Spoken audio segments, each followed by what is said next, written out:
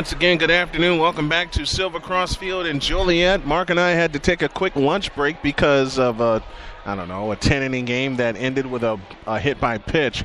We're getting ready for the first of our two 4A semifinal games, and it's Providence Catholic taking on Prairie Ridge. Prairie Ridge does own a state championship to its name. That year was 2008 when they won it all.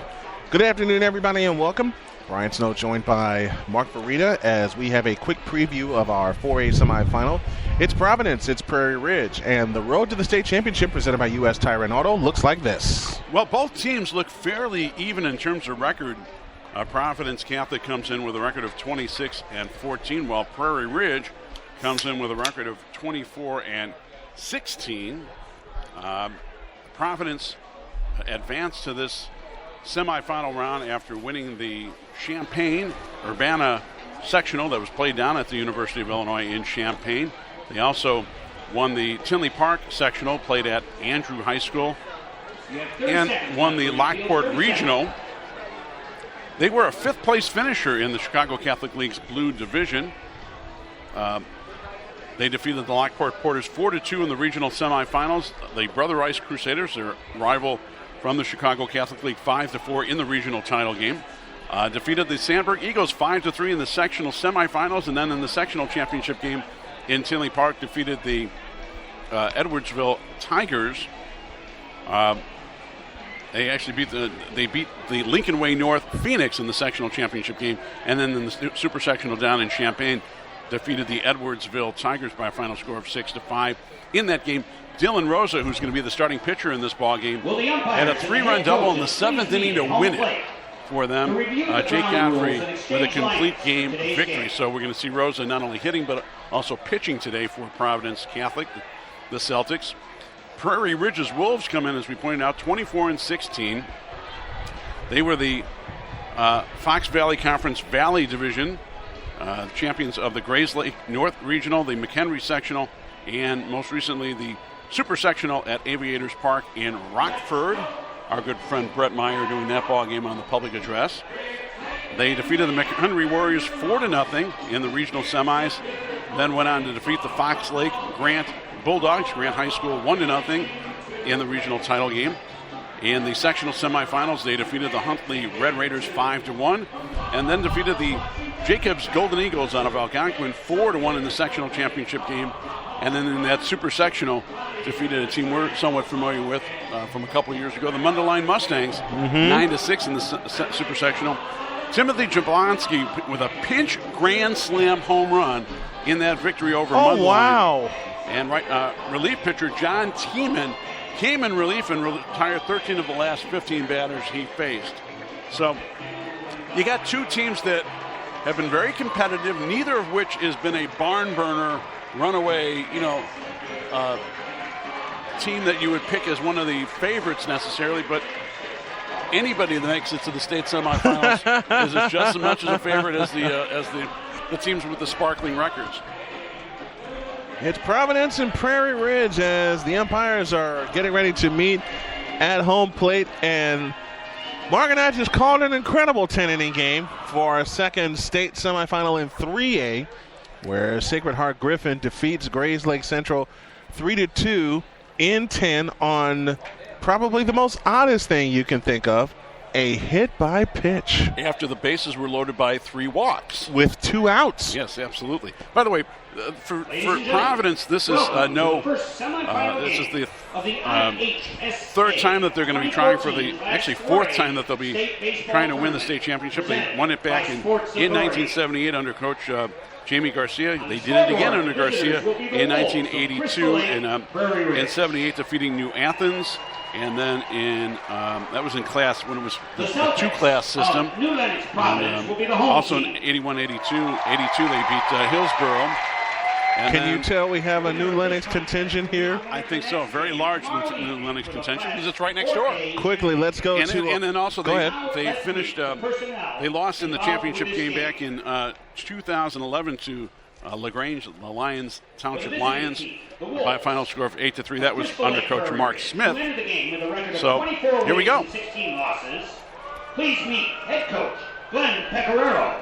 Are we going to go downstairs, or are we going to? We're going to do our pitching. We're going to do our pitching matchup while Prairie Ridge is being introduced. Our pitching matchup is brought to you by Enterprise, the official car rental company of the Arena Sports Network. Choose Enterprise; they'll pick you up. And by Enterprise Car Share, formerly iGo Car Sharing. Enterprise will pick you up. Quickly to the pitching matchup. Here's Mark. For the Prairie Ridge Wolves, they're going to have left-hander Austin Covers. He's a 6'3" senior.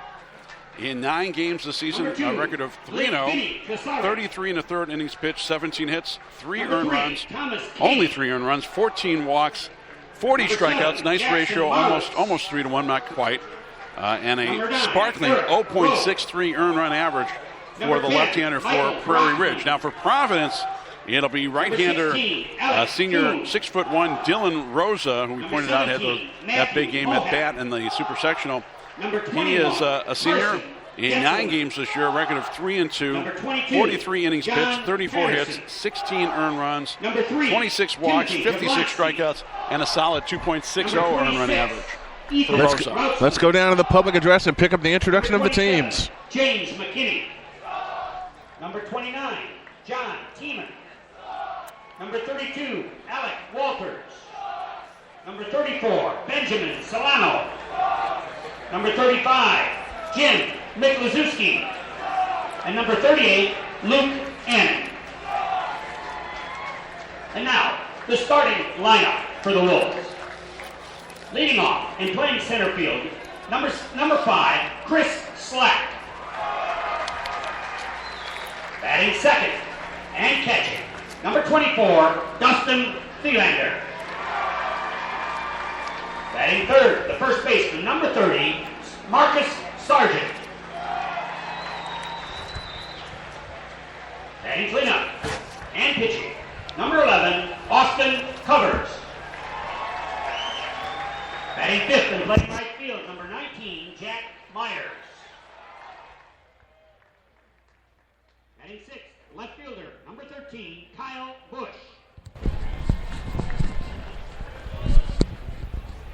Batting seventh, third baseman, number 8, Cal Aldridge. Batting eighth, second baseman, number 12, Connor Schneider. And batting ninth, shortstop, number 31, Nick Schmidt. The Wolves of Crystal Lake Prairie Ridge.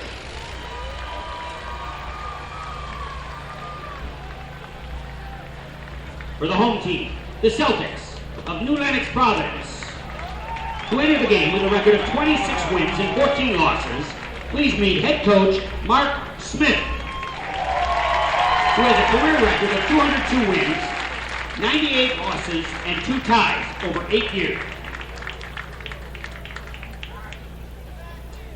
Coach Smith is assisted by Chris Carlson, Frank Cavallone, Derek Pransky, Jim Thomas, and Jason Vitas.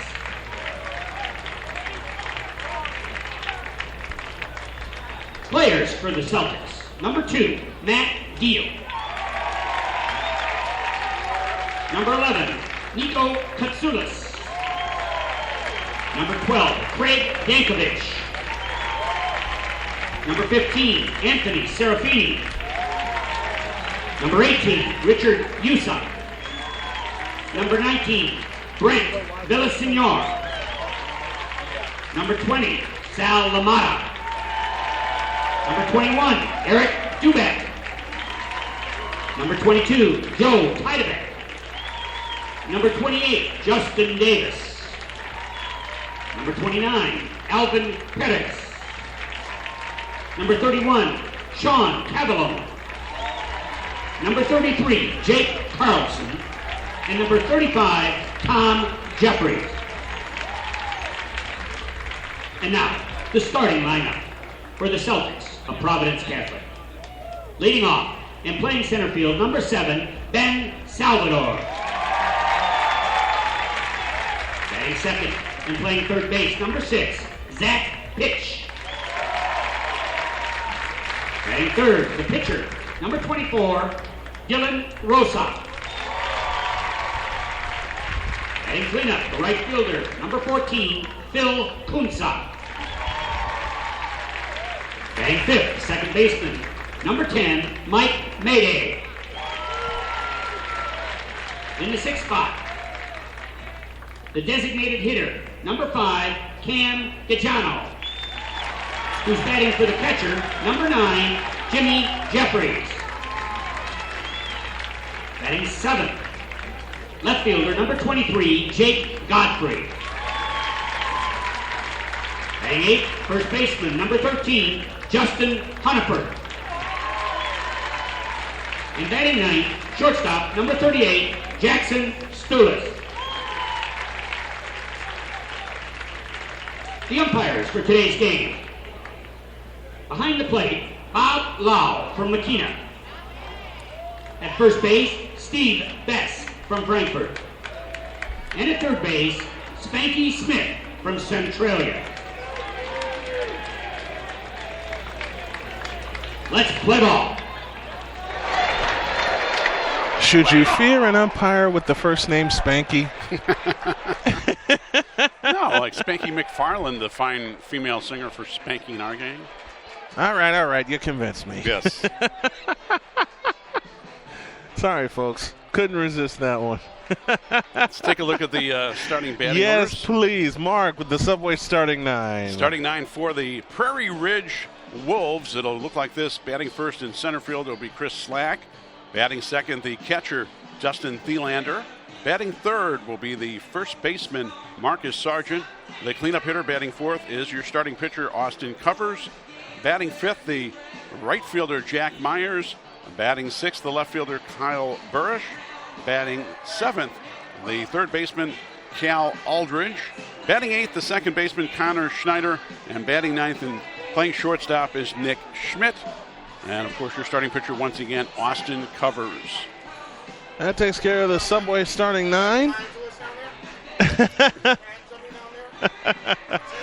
Andre Morgan up here joining us. I'm going to have Andre on in between games for a quick interview to preview the 3A championship. We'll do that in between games.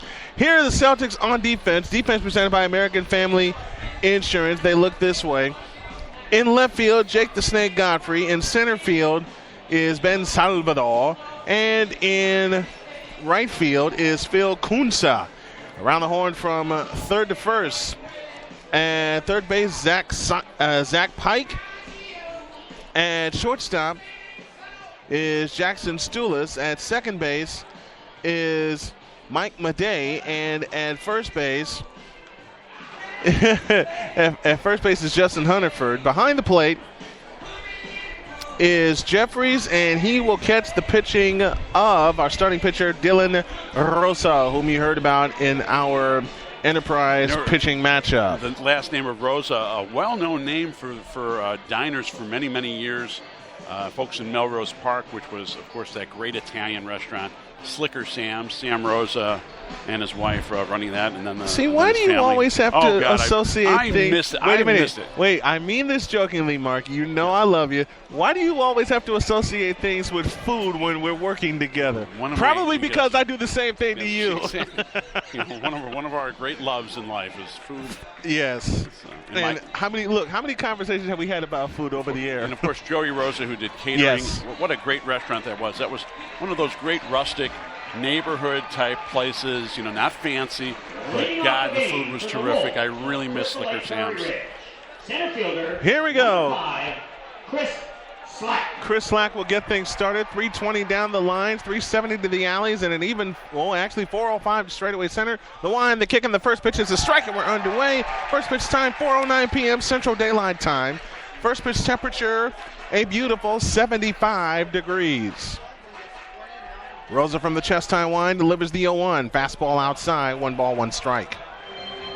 Chris Slack, the leadoff hitter and center fielder, comes into the ball game batting .284. The windup in the 1-1 is a fastball high and tight, 2-1.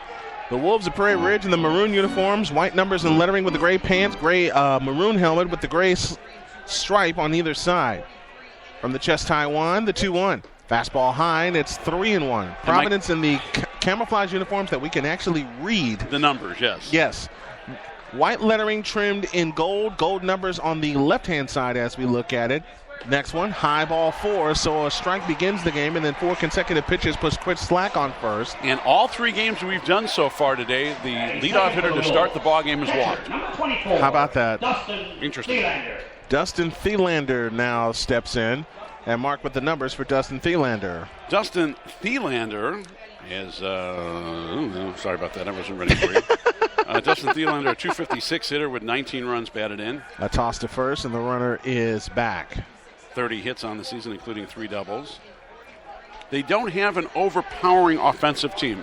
Good hitters, not a lot of great hitters, but I'd rather have consistency than than anything else, and that's what they have had. Is they've had guys who get on base on a fairly consistent basis, and they've got guys who can drive them home.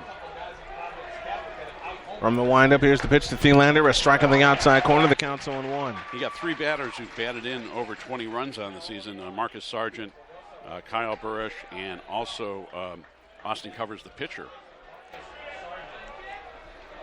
0-1 the count. A turn, throw to first, runner back. Glenn Pecoraro, who was a Marion Central High School grad, also played at McHenry County College. But here's the interesting thing about the head coach of Prairie Ridge. And that is? He next one, high and wide, and the count's even 1 ball, 1 strike. He also played at UIC from Did he play under Mike? I believe he did. I believe he would have, yes. Okay. A ball, a strike, nobody out. Leadoff man Chris Slack at first. He's off to a lead. Rolls it out of the stretch, kicks and fires. Fastball outside, it's 2-1. He coached this team from 1997 until 2006, left, but it was during that period when he was gone that his replacement, Dave Haskins, wound up winning the championship for them with a victory over Oak Park River Forest that year. A throw to first and the runner back. But he returned in 2011 and continuing his tradition as an outstanding coach at Prairie Ridge, which is located up in Crystal Lake. 2 balls, 1 strike. Slack away from first. And he does not go. A swing and a tapper foul up the first base line, and the count's now even at 2-2. Along with Mark Farina, Brian Snow here with you. We're glad to have you with us on the Arena Sports Network and arenasportsnet.com as we present our coverage of the 2014 IHSA Baseball State Championship Series following Classes 3 and 4A. And we are presented by American Family Insurance of Maryville, Indiana, and also by LaPorteCountyLife.com. From the stretch, the 2-2 with the runner going. Swing and a miss. And there is 1 out in the first as Slack swipes second base. Drop third strike, but because there was a runner at first, he can't advance. First baseman, number 30, Marcus Sargent. Already a runner in scoring position now with 1 out for Prairie Ridge. So now Marcus Sargent comes to the plate, and old Sergeant Slaughter is a big old boy. He certainly is, Ali. A turn to throw to second, and safe. Slack just 6'2", does 220. That's got fullback size to him in high school, I would say. That's got fullback and maybe linebacker size. Exactly. I wonder if he's a 2-sport athlete as well. So Sergeant Slaughter steps back into the right-handed batter's box to face Rosa, who comes high and set at the belt. Gives a look to Slack at second with a double glance, and the pitch on the way is high, ball 1.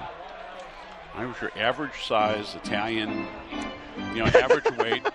In high school, I think I started out at 135, ended at about 170 and 5'10", and I'd love to go back to 170 if I could, or at least get down to 200. I'd be very happy. I'm working on it. I want you to know. Here's the 1-0 fastball high, and it's 2-0. Well, for me, I was 5'7" and $155 freshman year, and I was content. And then something happened in the summer of '87.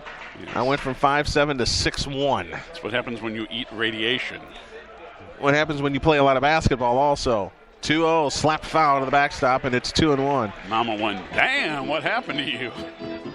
I don't think my mother was the only one that said that. I literally woke up one morning and couldn't put my shorts on that my parents just bought for me. Oh, is that what it was? And I looked at it and I went, Mom, we got a problem. And I kept growing. That's right. From 6'1" to 6'5" right now. Here's the 2-1. A swing and a foul to the backstop, and it's 2-2. So would you say baseball's your favorite sport? Yes. You're a baseball guy. I'm a baseball rat. Yeah, me too. I'm a baseball rat. But I love football. I love basketball. I love ice hockey. And all sorts of sports. I love all those sports. And speaking of hockey, we may have some high school hockey on the network next year. I'll go into that later on. Here's the 2-2. Fastball high and wide, and the count's now full 3-2. Yeah, especially a certain South Side rivalry that may come to ASN. Outside. Oh, boy.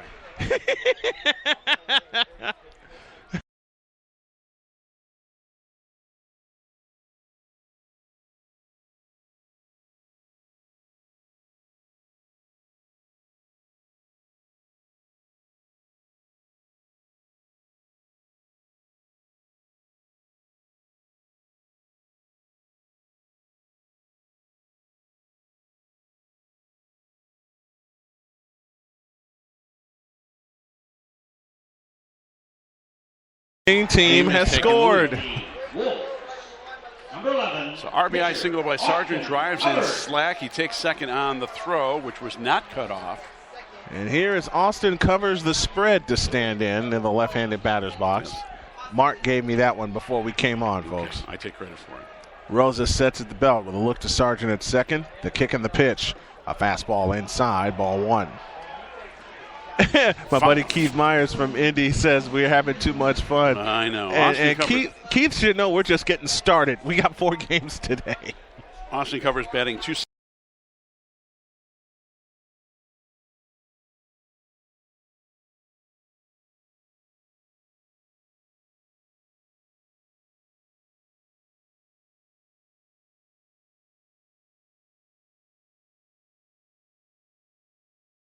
Oh, haven't we?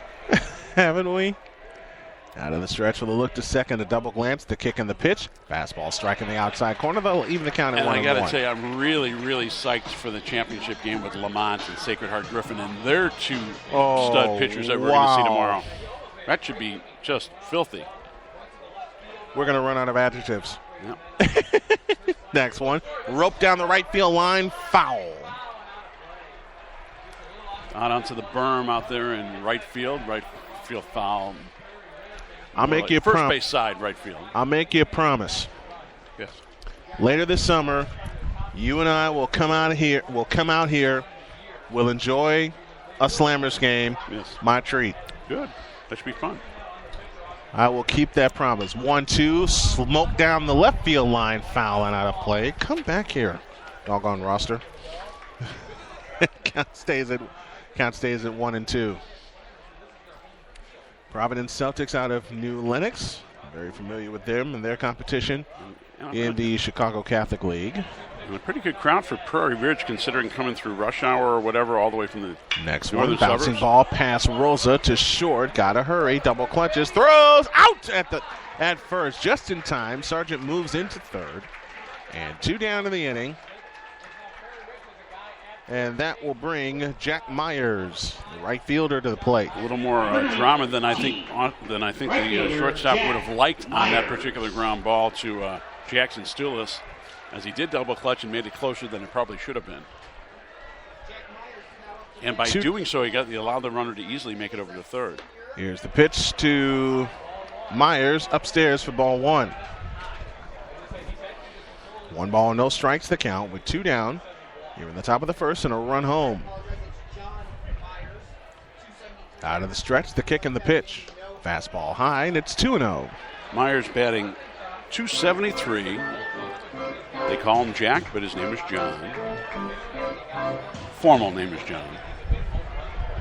Kind of like Jack Buck. His formal name is John. That's right, Jack. The pitch. Fastball outside, 2 balls, no strikes. His full name was John Francis Buck, but everybody called him Jack. What a great announcer. I miss him so. Football, if we could have a legion, of announcers. Next one is a strike on the inside corner, and it's 3-1. There could be such a list of announcers that have passed on that could just that we could just get together. And I'm talking guys also that you're talking about guys that not necessarily even Hall of Fame announcers. Inside ball 4, and Myers draws the walks.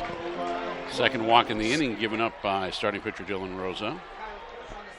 And he's going to have a visit from, I believe that's his pitching coach coming out to talk to him. While Kyle Busch heads to the plate, we had to tell you that this copyrighted broadcast is presented by authority of the Arena Sports Network and is intended solely for the private use of our audience. Any reproduction, retransmission, or any other use of the accounts and descriptions of this here game without the express written consent of the Arena Sports Network, LLC, is strictly prohibited. Also like to point out that as we speak here in Joliet with the boys, the girls are playing in the softball semifinals down at the Eastside Sports Complex in East Peoria, Illinois, and we've already got a championship game set for tomorrow as the Chatham-Glenwood Titans defeated the St. Ignatius Wolfpack out of the Chicago Catholic League. That was a 7-3 final. And the Manteno Panthers with a 14-7 victory over the Sterling Golden Warriors. So Chatham-Glenwood and Manteno to play for the 3A softball championship tomorrow in East Peoria. And the 4A is underway as Sandburg leads Lincoln Way East 3-1. They're in the top of the 6th. And those games being played at the Eastside Center in Peoria. And the wind up the pitch to Busch, swung on and hit foul out of play to the right, over the berm and into the stands for strike one. Now, how many ballparks do you know have trees on the inside? It's a nice touch. I like that touch. I do like that touch too. A little shade area that they can sit in. But you know the kids will hog that area. I think the a step parents will off and a hog turn that. toward third, but no throw. Very nice crowd for this semifinal game, especially. Which tells me our championship games are going to be louder than all get out come tomorrow. You would expect Providence to have a particularly good crowd because they're right next door. Throw to first, runner back.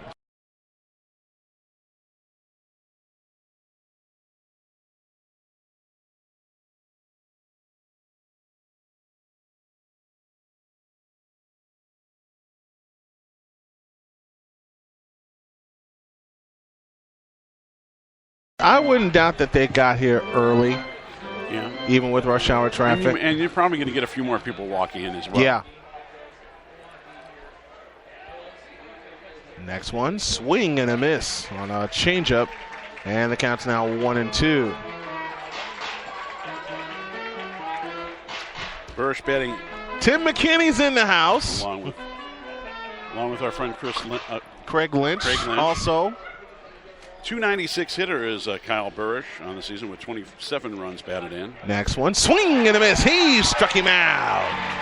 And that will take care of that. 1 run, 1 hit, no errors, and 2 left. Bottom of the first coming up. It's the Wolves 1, and the Providence Celtics coming to the plate. You're listening to the 2014 Class 4A state semifinal. You're hearing it live on the Arena Sports Network, y'all. Chow down with the Italian collection at Subway. Delicioso. Try the Mongelis's Chicken Pizziola Melt, a fresh take on Italian with tender, juicy chicken, zesterific pepperoni, and plenty of our signature recipe marinara sauce. Perfecto. Mamma mia! And taste the amore with the Meatball Pepperoni Melt, a kickin' combination of Italian-style meatballs and pepperoni on your favorite freshly baked bread. Only at Subway. And only for a limited time. Don't miss out. Subway. Eat fresh.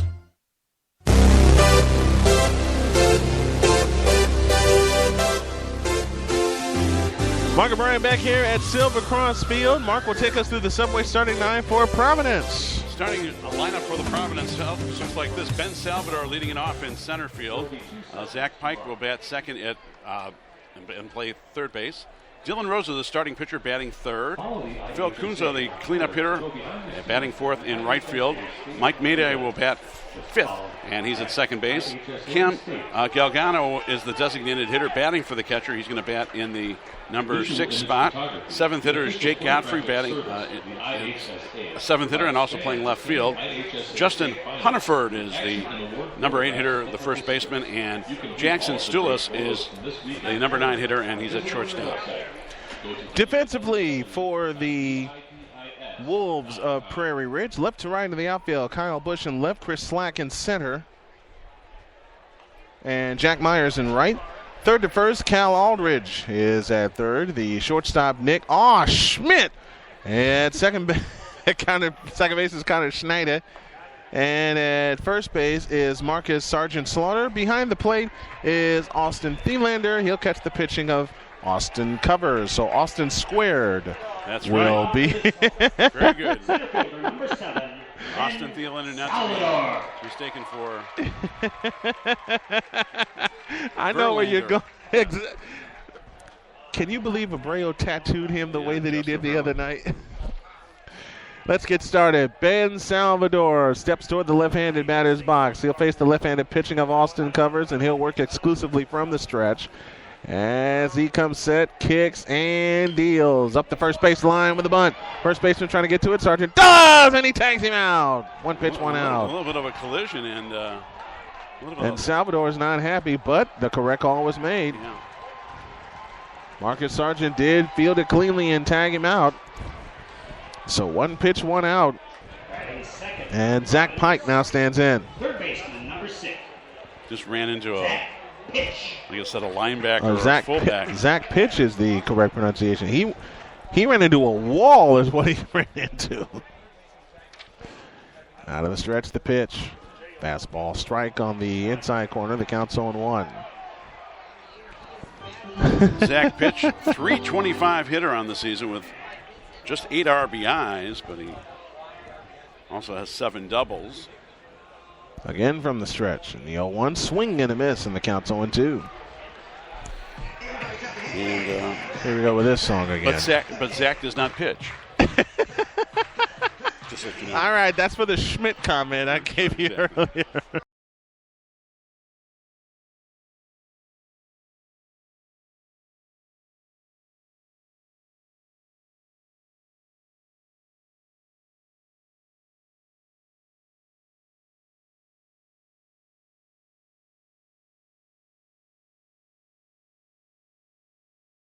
Dylan Rosa. Oh, wow.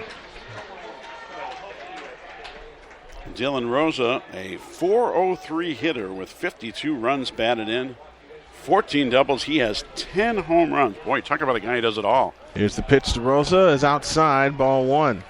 He'd love to get a hold of one here. Rosa, a senior. Phil Kunsa on deck. Covers, comes set. The kick, the pitch. Fastball wide, and it's down.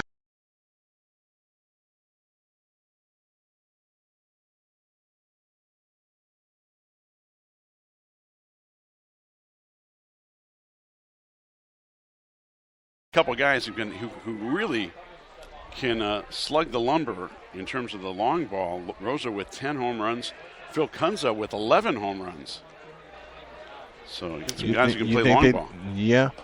Fastball inside. 3 balls, no strikes. It's impressive. As I mentioned, did you see the way Jose Abreu tattooed that pitch from Verlander the other night? That's absolutely ridiculous. Of course, Mark Smith, the head coach of Providence, has led them to a state championship. Here's the 3-0. Is ball 4. They're not messing with him. Where have we seen that before? Where have we seen? Oh. Here's Phil Kunsa to the plate. Courtesy runner at first base. And Providence New Lenox, as we pointed out, has won a couple state titles. Alvin Perez will be the courtesy runner now at first base. I take that back. Mark did not lead them to a state championship. It was a runner-up when they.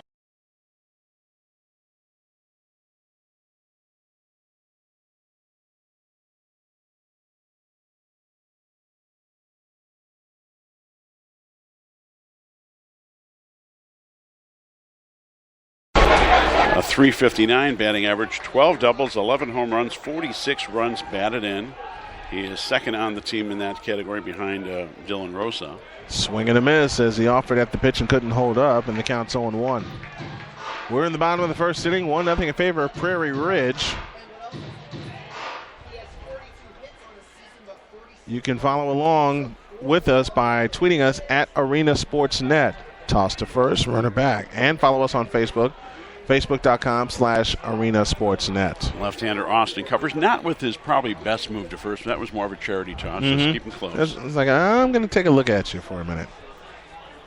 Out of the stretch, and a throw to first. He nearly had him leaning the other way. A little bit of a better move there. We've already seen a number, or actually in both games we saw a runner picked off. In one case, Jeremy Guerrero picked got off twice. Next one. Bouncing ball foul up the third base line. And the count is now 0-2. And you don't want to do that. You don't want to get picked off once, let alone twice in a semifinal type of game. Championship series. Exactly. You know that Pac-Man centipede question I gave you earlier? How about these two, Centipede or Donkey Kong? I like Donkey Kong. How about Galaga? Oh, now see. We're digging. Gallagher made me waste a lot of my Gallagher made me waste a lot of my allowance. Right. 0-2, swing and a foul at the plate. We'll do it again. The games that made me waste my allowance the most were Pac-Man, Super Pac-Man, Centipede, Millipede, and Gallagher. And I hated Millipede, but I wanted to keep playing it just so I can try to kill that thing. 0-2, 2 down here in the bottom of the first inning. Out of the stretch, a toss to first, the runner back. Tim McKinney in the house with us. Our good buddy Craig Lynch in the house with us as well. Sitting to our left, taking in this beautiful day and this 4A semifinal game.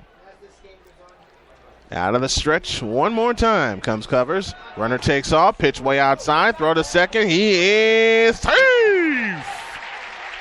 Stolen base by the pitcher. Ooh, that was a close one, but he slid just in time.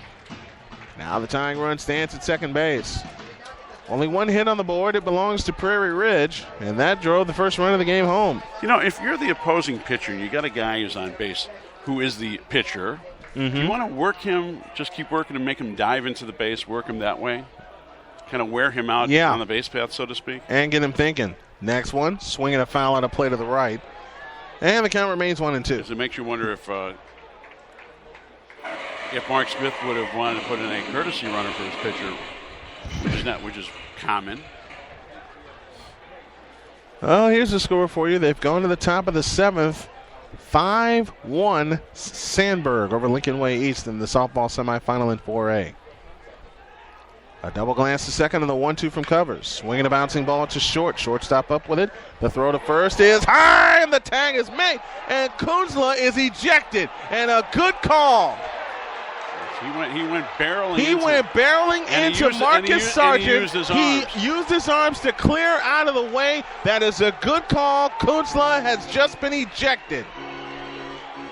The coaches are vehemently arguing, but not a good start for Providence. No runs, no hits, no errors, and one left. We'll take a quick break and come back and give you the official ruling, but we believe Kunzla has just been ejected. We go to the second. 1-0 Prairie Ridge on the Arena Sports Network.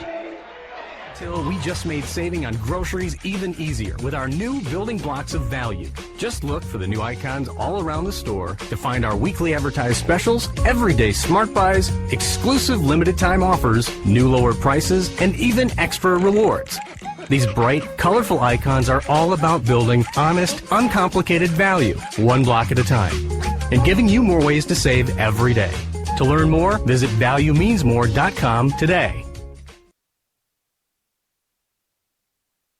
Quality products from Bridgestone, Firestone, and great service is what sets U.S. Tire and Automotive apart. Our service department specializes in brake service alignments and oil changes for customers just like you. Come pay us a visit at 3350 Grant Street in Gary, Indiana, or call 219-884-4600, or visit us online at ustire-auto.com.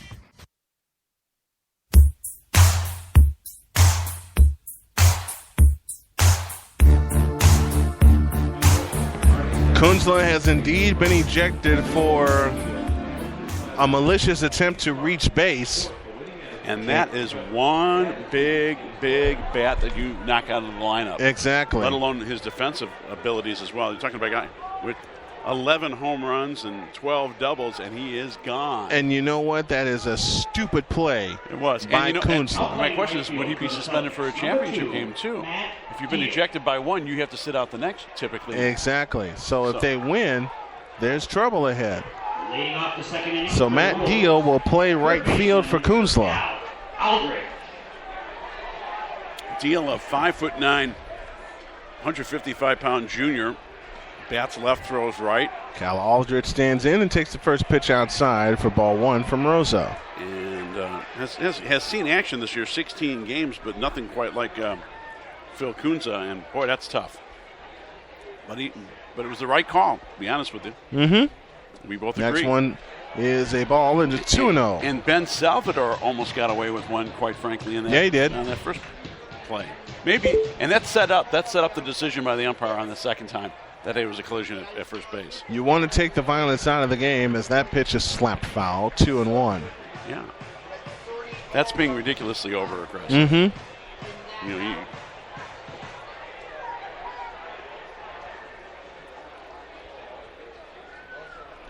Next one, way outside, and the count is 3-1. Especially when a play pulls the first baseman off the bag, he's really exposed at that point. And you don't need to have additional contact with what you normally would get. Here's a swing and a foul to the backstop, and the count is now full at 3-2. So Mike Mady, the batter. Next one, swing and a foul to the backstop again. Count remains full at 3-2. In case you're joining us and you read the clock and it reads 4:36 instead of 3:36, that's because we're a little late. And that's because the 3A semifinal went 10 innings. The wind, the kick, and the pitch. Curveball called, strike 3. One down in the second inning. Got Aldridge looking at that one.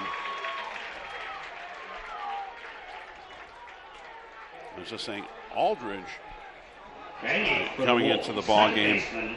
Number 12. He was one of their top hitters. Maybe not in terms of batting average, 230, but he did have 2 home runs and 4 doubles coming in with 12 runs batted in. Here is Connor Schneider to the plate. You know, the First stats on is Prairie, a ball, 1 ball, no strikes. the stats on Prairie Ridge do not overwhelm anybody, but it's overwhelming that they're here. That's the bottom line. They know The bottom line is that they are here and they want to win. Here's a swing and a foul out of play to the right. Yeah. And the count's even 1 ball, 1 strike. That's right. Stats can't field the ball, hit the ball, or throw the ball. Someone forgot to tell the New England Patriots that the New York Giants were in the Super Bowl in Super Bowl 42. You know the rest. Yes. Next one, swing and a miss, and the count's 1-2. That time, Schneider went lunging at that breaking ball. To make a selfish comparison, someone in 1982 forgot to tell the Dallas Cowboys they were playing the 49ers, who were 13-3. And then Dwight Clark showed up. 1-2 pitch, way outside, 2-2.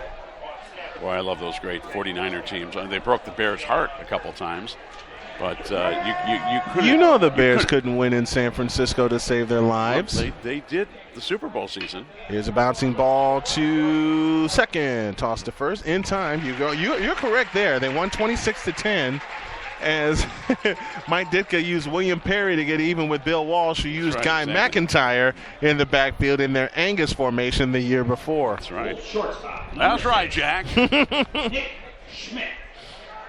And here comes Nick Schmidt. Ah, Schmidt. And he did that just in the nick of time. Rosa winds and deals to Schmidt on a fastball outside corner for strike 1. The folks from WJOL in the house are good friends. We saw them in Schaumburg in the Region 4 tournament. Fastball inside, and the count's even 1 ball, 1 strike. The top of the order, and Chris Slack up next. Nick has struggled this season. He's batting .097, so he's well below the Mendoza line. And yet he's starting. Here's a swing and a foul out of play to the right. The count's 1-2. 14 games this season. But he's there mostly for defense, and not necessarily for his bat. We got a final from East Peoria. Sandburg is in the 4A championship game in softball. They'll await the winner of Warren and Glenbard North. 1-2, way outside, counts even 2-2. Final score on that game? 5-1, Sandburg. So the Eagles defeat the Griffins of Lincoln Way East, not too far from here. Wind up the 2-2. Fastball outside, and the count goes full at 3-2. East, which is east of west. Think about that one for a minute. Well, of course it is. Duh. The payoff. A swing and a foul out of play to the right. We'll do it again. By the way, I was watching one of our favorite George Carlin bits last night on YouTube, the airline announcements. That piece of brilliant comedy. A sudden change in cabin pressure. Roof flies off. That's right. The payoff pitch. A swing and a miss. He struck him out, inning over. Nothing across for the Wolves. We'll continue this Carlin conversation when we come back. 1-0 Prairie Ridge going to the bottom of the second. This is the 2014 IHSA State Baseball Championships on the Arena Sports Network. It began as a promise. Son, we're going on a road trip. That promise has lasted over 30 years. Our dream is to visit every national park in America. It's been thousands of miles, countless bumps along the way, but we'll just keep moving on, pursuing this amazing dream. Visit DrassichAgency.com or call 219-945-3040 and ask Joel Drassich how you can get all of your insurance under one roof.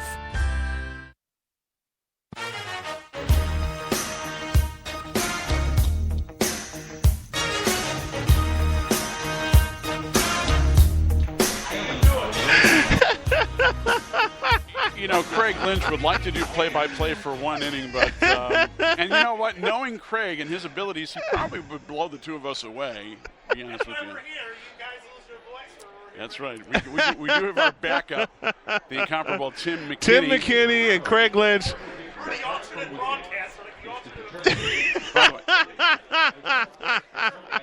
They're like our backups here.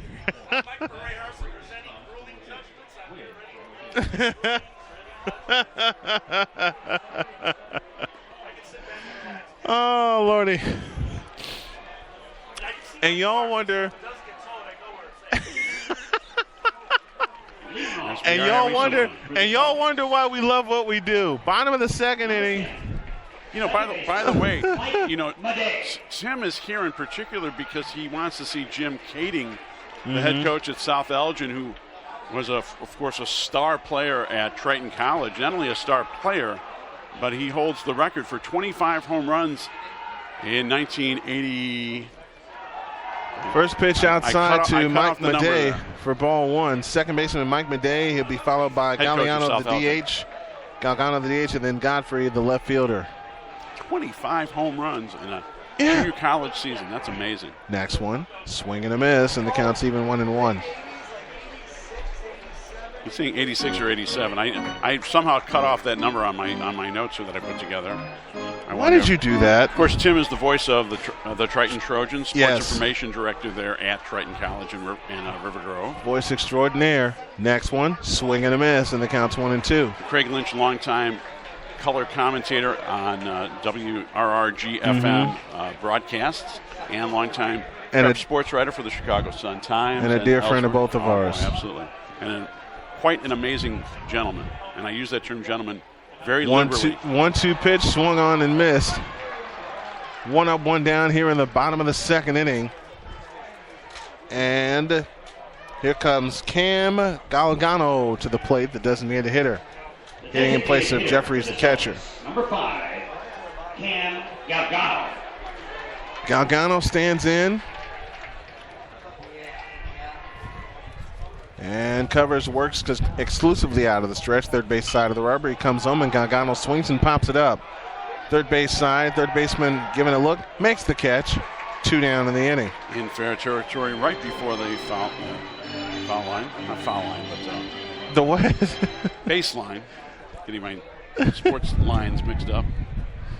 You said it right. You said foul line. Baseline. Now I'm confused. Foul line basketball. Oh, I say free throw line. That's true.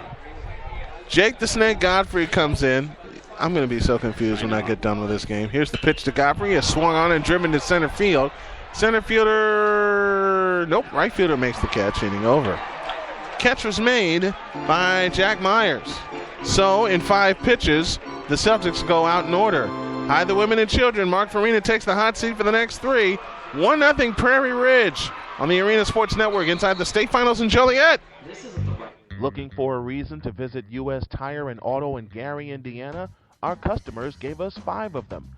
The high standards of quality service and parts, lifetime warranties, a strong business built on honesty and integrity. They've been servicing the Gary community since 1991 and the largest auto and light truck tire dealer in the city of Gary, Indiana. We have a variety of products and services that are instrumental to the health of your car, including our tire fitment guide to help you find the correct size tires for your automobile. Our friendly service staff will quickly outfit your vehicle with a high-quality tire that is right for you. Check out our tire and wheel catalog to give your vehicle the perfect fit. For more information or to schedule an appointment, call 219-884-4600 or visit us online at www.ustire-auto.com.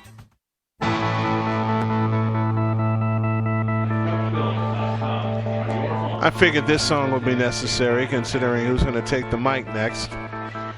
Ladies and gentlemen, with the Who playing in the background, hide the women and children, Mark Farina takes the middle innings. Here's Mark. Go to the top of the third inning. Prairie Ridge with a 1-0 lead over Providence in our first Class 4A semifinal game. You know the song I was playing, yes, don't you? Yes, of course. Barbara O'Reilly, which everybody thinks is... That's not it. I was playing We Won't Get Fooled Again. Oh, that's right. I'm sorry. Barbara O'Reilly, which everyone, including myself, would think was Teenage Wasteland. That's right, exactly. Top of the order, Chris Slack, then Dustin Thielander and Marcus Sargent. 1, 2, 3 hitters in the lineup for Prairie Ridge. And that is a called strike for strike one. No balls, one strike. Slack walked, stole second base, and came around to score on the RBI single by Marcus Sargent in the first, and that's... That nearly hit him. That's all the scoring we've seen. Ball one, strike one, the count. That nearly hit him. We've seen that happen today. Yes, we have. In a very strange way. Pitches outside. Runs the count to 2 balls, 1 strike. With a strange circumstance behind it. Yeah, all the way around.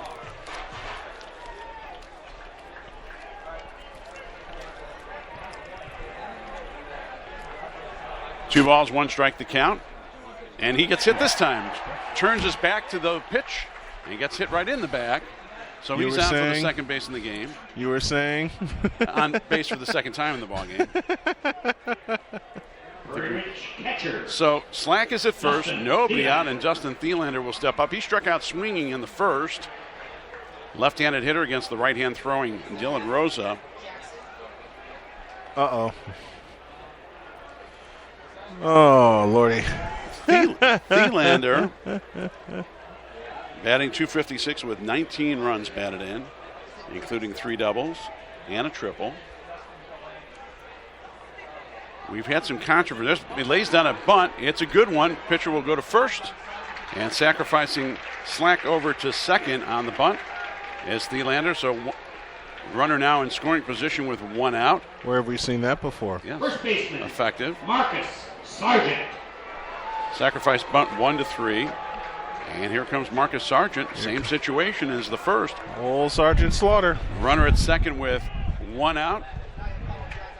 Sargent with a base hit to left, driving in Slack in the first inning, and he's got him once again at second base here in the third. Pitch is a called strike right down the middle for strike one. Providence and Prairie Ridge. Prairie Ridge of Crystal Lake, in case you're not real familiar with the school. Not yet. Big school, obviously, to be in 4A. Pitched by Rosa as a called strike in the outside corner. And like you said, who cares about the numbers? The fact of the matter is they are here. They are here, period. Glenn Pecoraro, the head coach of Prairie Ridge, would like to get his own championship under his belt. That pitch is, as he reaches out for it, fouls it off back into the seats behind the first base dugout. Count remains no balls, 2 strikes to Marcus Sargent. He'll be followed by the pitcher, Austin Covers, the number 4 hitter in Glenn Pecораro's lineup.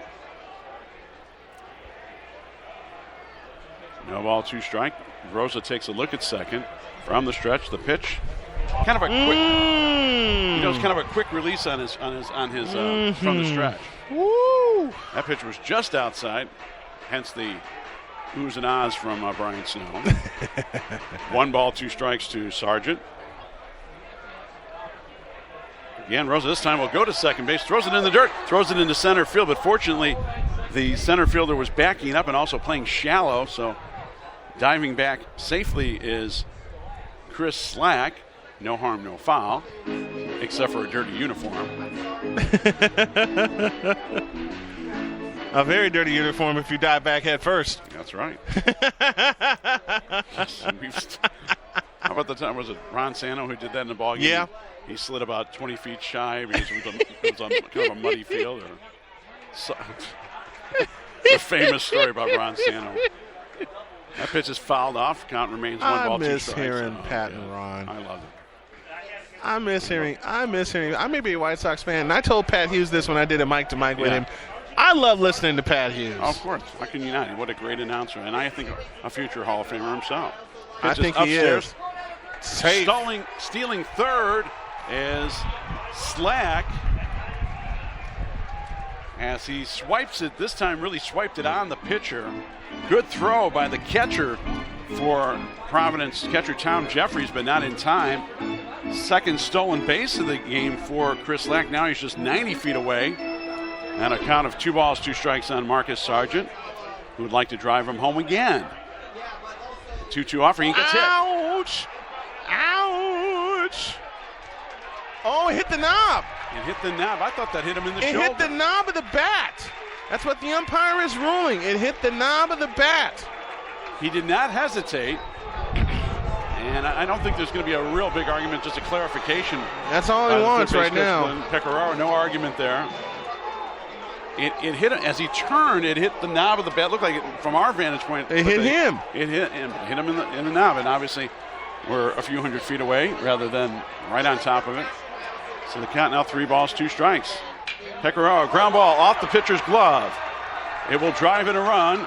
Throw to first by the shortstop. Score that 1-6-3 on the ground out. Another RBI for Sargent. Drives in Slack. It's now a 2-0 lead for the Prairie Ridge Wolves. Talk about no fear. So once again, RBI single, RBI ground out in this case by Marcus Sargent. He's got both RBIs in the game, and Chris Slack has both runs scored. And it brings up the pitcher. Austin covers. Nobody on now with 2 out and a run in. And you know that Austin would love to help his own cause. Well, he'd love to hit the covers off the ball. Yes. Hey, I was waiting for you to. That's right. I was waiting for you to use that one. Okay, like the kid hasn't heard it. Right? Come on. Boy, are we really. And there you go. And he's going to drop it, and it's caught. Nice play. A sliding catch at the waist by the left fielder robs him of a single. Jake Godfrey with a nice play to end the inning. But in the inning, there was a run. There were no hits, a hit batter, and a sacrifice bunt, and nobody left. We go to the bottom of the third. It's the Prairie Ridge Wolves 2, the Providence Celtics nothing. And you're listening to the 2014 Class 4A semifinals here on Arena Sports Network. Is Buick GMC a must-stop shop for your GM vehicles? Simple. Our award-winning service department. We have one of the best trained teams of technicians in LaPorte County, which means we will fix your vehicle right the first time. We're proud of our team, so come see why. Sowers Buick GMC, serving LaPorte County for over 30 years. Stop by today and discover the Sowers difference. Sowers Buick GMC, 1900 East Lincoln Way, LaPorte, 219-326-7474, or visit us at SowersAutos.com. Oh, well, everybody's heard about the bird. Bird. The bird's a winner when the bird. Of course, song's been around forever. But every time I hear it now, I think of Family Guy. Sorry. What can I say? We go to the bottom of the third inning. 2-0 Prairie Ridge leading the Providence Catholic Celtics here at Silver Cross Field in Joliet, the wonderful home of the Class 3A and 4A boys state baseball championships. If y'all think we're this crazy when we're doing a play-by-play call, imagine this man riding shotgun with me during one of the shows that I do. That's right. Bottom of the order, 2 up for the Wolves, number 8, 9, and back to the top. It'll be Justin Hunterford, Jackson Stulis, and then the top of the order, and Ben Salvador for the Providence Catholic Celtics and Coach Mark Smith. As Austin covers, works on his third inning, and he's only given up a walk in this game so far. No hits so far for the Celtics. For the Celtics of Justin Hunniford wearing number 13 on Friday the 13th. Of course. A man close to my heart. Justin Hunniford. Justin Hunniford, right-handed hitter. Batting 122 for the Celtics. Below the Mendoza line. And first pitch is down low and outside for ball one. Here's the Did You Know presented by Enterprise. Did you know that the Spurs are one of only two teams to shoot at least 50% overall in the finals through the first 4 games? Wow. You know the other team? The Lakers. Yeah, I could believe that. And the Lakers did it twice. 1 ball, 1 strike to Hunniford. I'm sorry, we're still smiling about that beatdown Miami got last night. He works from a stretch, not a full windup, the lefty. Fouled off the front of the screen in front of the dugout on the third base side, so the count runs to 1 ball, 2 strikes.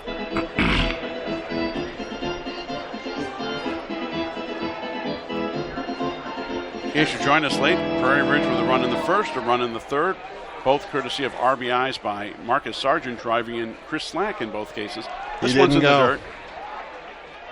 Runs the count even to 2 balls, 2 strikes. Jackson Stulis, the shortstop, is on deck for the Celtics, number 9 hitter. 2 balls, 2 strikes to count to Hunniford. And here's the offering. Ground ball. Shortstop in the hole. Long throw. In time. Made it look easy. Too easy. 1 up, 1 down in the third, and it'll bring up the number 9 hitter in Jackson Stulis, the shortstop. Celtic shortstop, number 38, Jackson Stulis. This is the first time they've been through the order. That's right. Jackson Stulis is a 224 hitter with a double and a triple, just 3 RBIs and 28 games played. Tries to lay down a bunt, bunts it foul. Testing the track. Dugout. It's a pretty fast track here.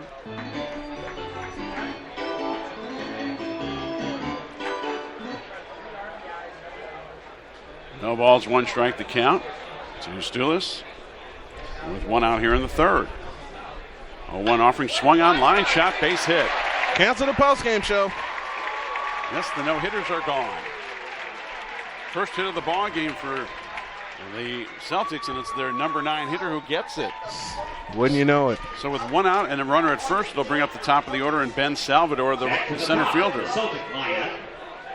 Center fielder Ben Salvador grounded out to the first baseman on a play that could have gone either way in terms of the call that we saw a little bit later on in the inning as he barreled into the first baseman on a close play. We saw then Phil Kunza do the same thing on a ground out, and he get ejected because he really noticeably used his arms. Malicious intent. And that's a big guy to get out of the lineup in Kunza. Mm-hmm. Toss on over to first. Back in plenty of time is Stulis.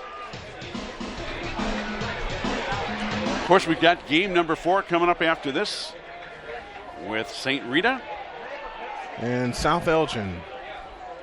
The Storm of South Elgin, the Mustangs of St. Rita. I had the pleasure of doing the public address at Soldier Field for the Prep Bowl this year. That involved, of course, St. Rita. St. Rita winding up beating Simeon in a very exciting Prep Bowl. And I had the pleasure of doing the play-by-play call. That's right. With our yes, he did. Yes, he did. Went around. So runs the count now, 1 ball, 1 strike. Of course, you got to do that with your longtime partner, Alvin Washington. Yes. So 1 ball, 2 strikes rather on Ben Salvador with a runner at first and 1 out. We're in the bottom of the third, 2-0. Now that's one of his better moves. That was one of his better moves. Diving back safely in plenty of time with Stulis. I think you kind of always assume that lefties have a good move to first, and it's not necessarily the case. Tell you a left-hander who, look out! Almost got him this time. He definitely caught him leaning a little bit. I'll tell you a left-hander who had a very underrated move a very underrated left-hander that had a great move to first, Mark Langston. That's right. The Angels and the Mariners. Yep. Got him this time. They've got him picked off. Throw to second. He threw it away. He's going to try to go to third and makes it. So, wow. A two-base throwing error by the first baseman. They had him picked off. All he had to do was get it to second base, but he threw it away. He had him dead to rights. Dead to rights. So a two-base throwing error by the first baseman. Marcus Sargent gives the Celtics their first really good scoring opportunity in the game. They hit a runner on in the first, or actually who made it all the way to second base in the first inning. Now they got a runner at third with just one out. Tying run. Pitch swung on, could be a little shallow. Left fielder coming on. He's going to throw, and they're going to hold him. Smart move as it's cut off by the third baseman. Dead. He would have been a dead duck. He would have been toast, no question about it. So a long out, although it wasn't hit long, it is able to hold Stulis at third now with 2 out. They might be able to get out of this inning after all. And here comes Zach Peach, who is 0 for 1 in the ball game. He struck out on a called third strike in the first inning. Peach, the third baseman, swung on, line shot. Center fielder barely moves, comes on a few steps, makes the catch and retire the side. Get a hit in the inning, a two-base error, but one man left on base, no runs. No runs, a hit, one error, and one man left. We go to the top of the fourth. Our score remains Prairie Ridge Wolves 2, the Providence Celtics nothing. You're listening to the 2014 IHSA Class 4A semifinals here on the Arena Sports Network. You do a lot of thinking on a bike about your life, family, your dreams. One of my dreams came to me on a bike, to open up my own shop. So what happens when you complete a dream? Well, you just start thinking of the next. Visit DrastichAgency.com or call 219-945-3040 and ask Joel Drasich how you can get all of your insurance under one roof. 1, 2, 1, 2, 3, 4. And now every time I hear this song, I think of the movie The Rookie. Yes. When he comes in for his first minor league appearance. You go to the top of the fourth inning, 2-0 Prairie Ridge leading it. Mark Farina along with Brian Snow from Silver Cross Field in Joliet, our second year in a row, bringing you the IHSA baseball championships for Class 3A and 4A. And it won't be the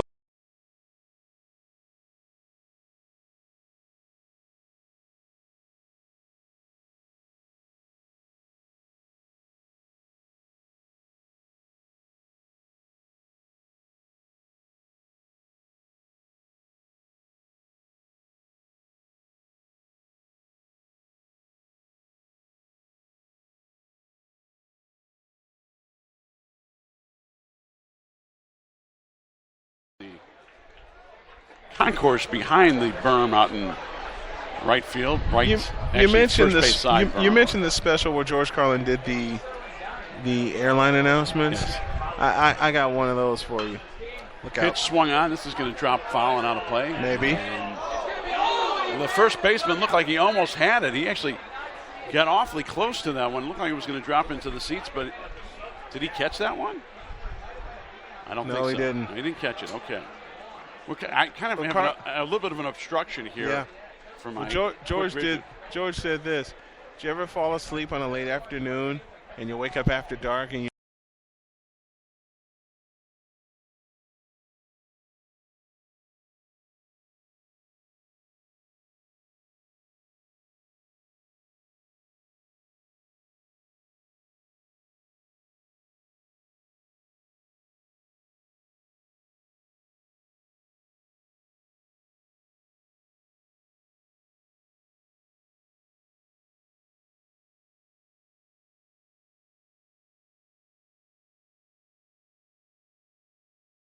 down the first base side. A little shorter down the third base side, but it creeps into the outfield as well. That's right. They have a little picnic area out beyond left field. I don't know how I wound up in. I know I was hurt because I didn't remember anything. Swung on and missed. Drop third strike. Will toss it over to first in time. Does the catcher. And Tom Jeffries makes the throw to first in time. So 1 up, 1 down here in the fourth. Left fielder, Kyle Burrish. 2-3 on the dropped third strike throw out. And that brings up Kyle Burrish. Burrish 0 for 1. He struck out swinging to end that first inning. First pitch to him is a little bit low for ball 1.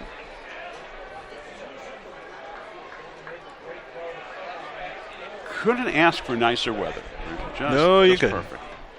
Pitch is outside for ball 1 as the shadows start to creep in over behind home plate and down the first base side.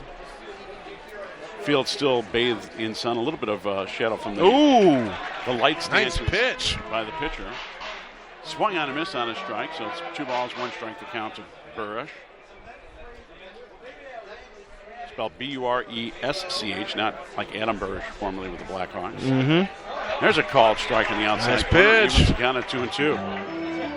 Cal Aldridge would be due up next, the third baseman.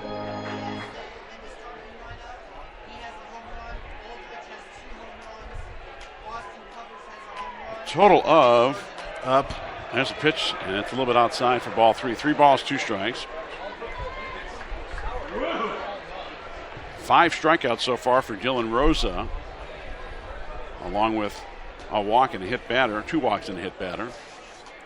Pitch swung on, hit sky high, Trouble. right field, coming on, fighting the sun, makes the catch for out number 2 in shallow right field.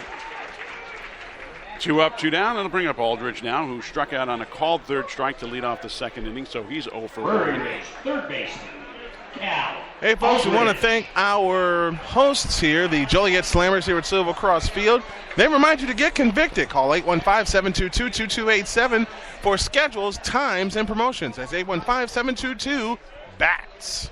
And a very relatively easy ballpark to get to with the interstates, of course, the train. Joliet, pretty easy. I'm raising my hand for the train. The Rock Island, or for that matter, you can take the Amtrak from downstate. Yep. And it'll pull right in here. That's right, right in the Joliet station, right across the street. Pitches upstairs for ball 1. Actually, ball 2 rather to Aldridge. Not hard to get to at all. No. That's one of the things I like about this ballpark. Gary's also relatively easy to get to. Schaumburg. Right across. Schaumburg's like a block. Yeah, it shares the parking lot with the Metro station in Schaumburg on the Metro Milwaukee District West line out of Union Station. I haven't 3 seen balls, no strikes to count to Aldridge. I haven't seen Kane County Stadium yet. Upstairs for ball 4. 4 pitches and a walk. That's the third walk given up by Dylan Rosa with 2 out now. A runner at first. It'll bring up the second baseman, Connor Schneider. Schneider's 0 for 1. He grounded out to his counterpart at second base in the second inning. Connor Schneider. Have a different PA announcer for the 4A than we did for 3A's semifinal games.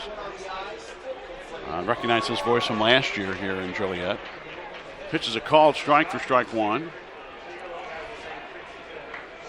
He'll be followed by Nick Schmidt, the number 9 hitter, the shortstop. No balls, 1 strike to count. And here's the pitch. And he gets hit. Ouch.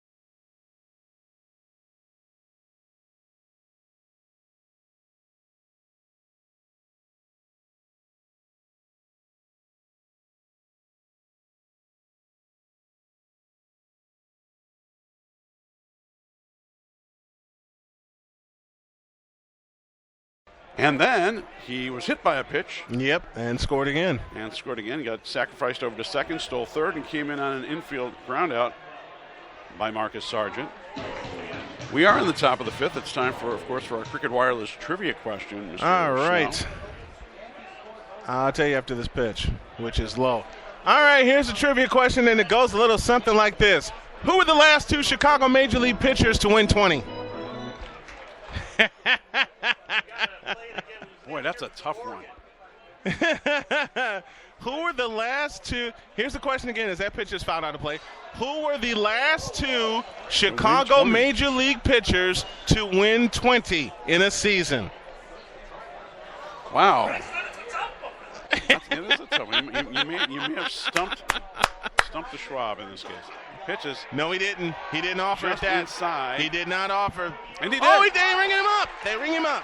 I thought the pitch was inside. And I thought so, too. And you thought he didn't offer, but he did. So Slack, for the first time, is retired. Well, what'd you know? What is going to be really called third strike, swinging third strike. And it brings up Justin Thielander. No relation to Justin Verlander. No. Or Justin Verlander. No. Or the writer Tellender, Rick Tellender. Thielander is officially 0 for 1. He struck out swinging in the first, sacrificed Chris Slack over to second in the third, and Slack came around to score in that inning. Only 1 hit in the ballgame, ground ball, second baseman up with it, easy toss to first for out number 2. That 1 hit was an RBI single by the next batter, Marcus Sargent. He's driven in both runs with an RBI single left in the first inning. And then on a ground out, he drove in the second run. Both scored by Chris Slack in this ballgame.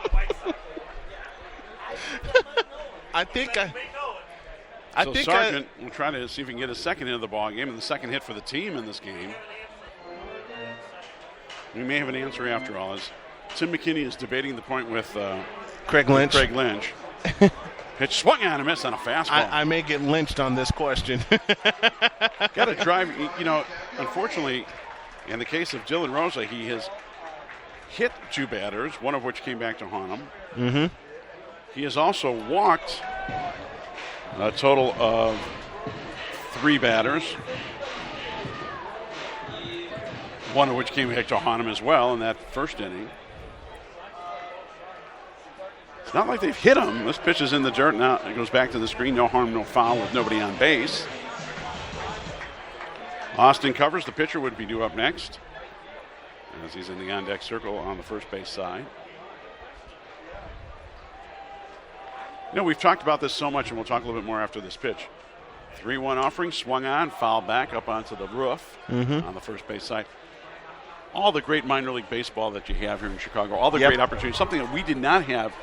So, of course, baseball was a lot cheaper back then for Major League Baseball. Yeah. But, you look at all the great teams that are not only in Chicago, but right here in the Midwest. Exactly. Line shot. Oh! By the shortstop. Hit it hard, but he hit it well within the reach of the shortstop, Jackson Stulis, to retire the side. Hang a star on that one, folks. In the inning, no runs, no hits, no errors, and nobody left. We go to the bottom of the 5th inning. Score remains Prairie Ridge 2, Providence nothing. You're listening to the 2014 IHSA Class 4A semifinals here on the Arena Sports Network.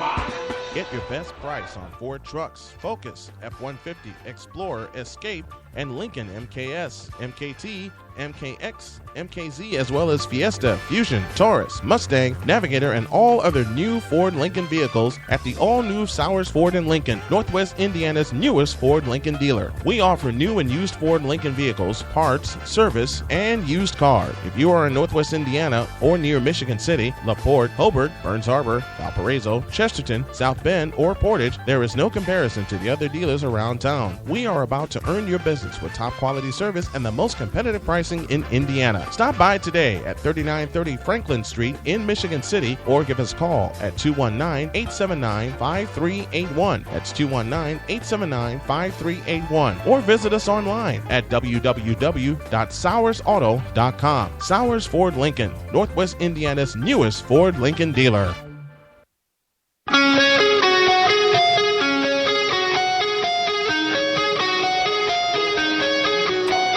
And here with the Cricket Wireless trivia answer, which is Mr. Trivial Pursuit, Brian Snow.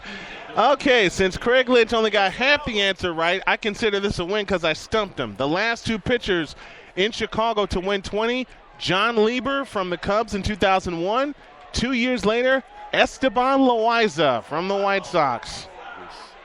Yes. And I see that pained look on Craig Lynch's face. He should have had that one. That's a great trivia. Oh, question. he was trying to get that one because he had a great first guess when he said Jack McDowell. That is a great trivia. He had a great first guess with Jack McDowell. Yeah, well, that's great. I got to use that one. Okay, I'll throw in my WTAQ question at some point too. Okay. Bottom of the fifth we go. 2-0 Prairie Ridge leads it. Just 2 hits for Providence Catholic. Just 1 hit for Prairie Ridge, but they've taken advantage of that 1 hit because it was an RBI single. Austin Covers' pitch is down low for ball 2. 2 balls, no strikes to the leadoff hitter Jake Godfrey, the left fielder. 0 for 1 in the ballgame. Flied out to the right fielder to end the second inning.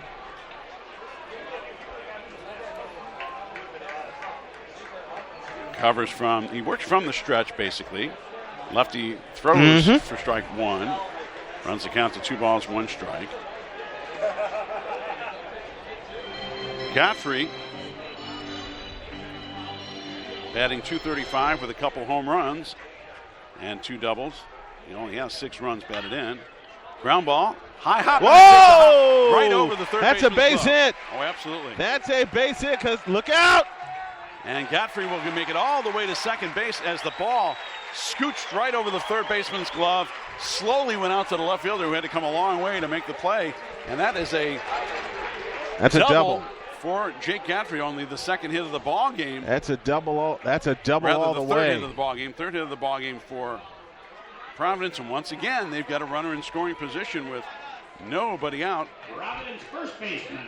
The third baseman was in position, but the ball took a wicked hop and hopped right over him. Glove did not touch the ball. That is a double all the way. And frankly, even if it had touched his glove, it was going to be a tough play. Yeah, it was going to be a tough play. Hit a pebble. So now, Godfrey's at second. This is the 4th inning out of 5 that they've had a runner in scoring position. And now they must take advantage.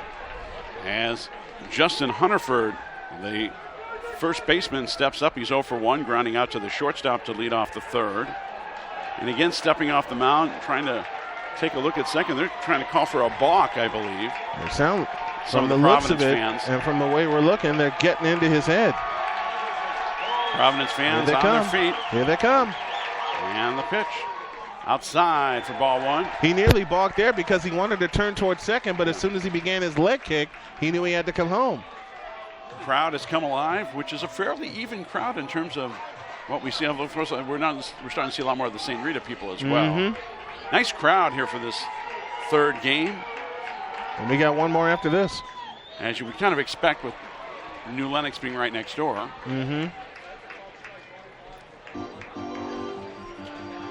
1 ball, 1 strike to count to Godfrey. Austin Covers with a 2-0 lead, but it's threatened once again here in the bottom of the 5th. Covers pitch, swung at and missed. Swung at it, a bad pitch to swing at. He went golfing for that one. 1.5 feet inside. And down low. Looked more like Arnold Palmer on that swing. Kind of like what I looked like when I was my first year of Little League. This is why I don't play golf, period. In my first year of Little League, which was real pitch, I didn't get a hit. Yeah. Pitch swung on. He reached out. That's going to get down. That's going to get down, maybe. Base hit. Runner will hold at third. Well, the runner made a good move. He made a very good move, taken to make sure that the ball did drop in that Bermuda Triangle where it was headed. It did. Now you got runners at the corners and nobody out. 2 hits in the inning. The double by Godfrey, and now the single by Hunterford, and it'll bring up the number 9 hitter, and Jackson Stillis. He's got one of the other hits in the ballgame. He singled in the 3rd inning to left, but was left stranded. And now we're going to have a little bit of a conference as Hunterford comes in to talk with his coaches. And the crowd has come to life for Providence after being relatively quiet the last couple of innings. Something to cheer about. This is probably their best scoring opportunity, at least the first time they've had 2 runners on.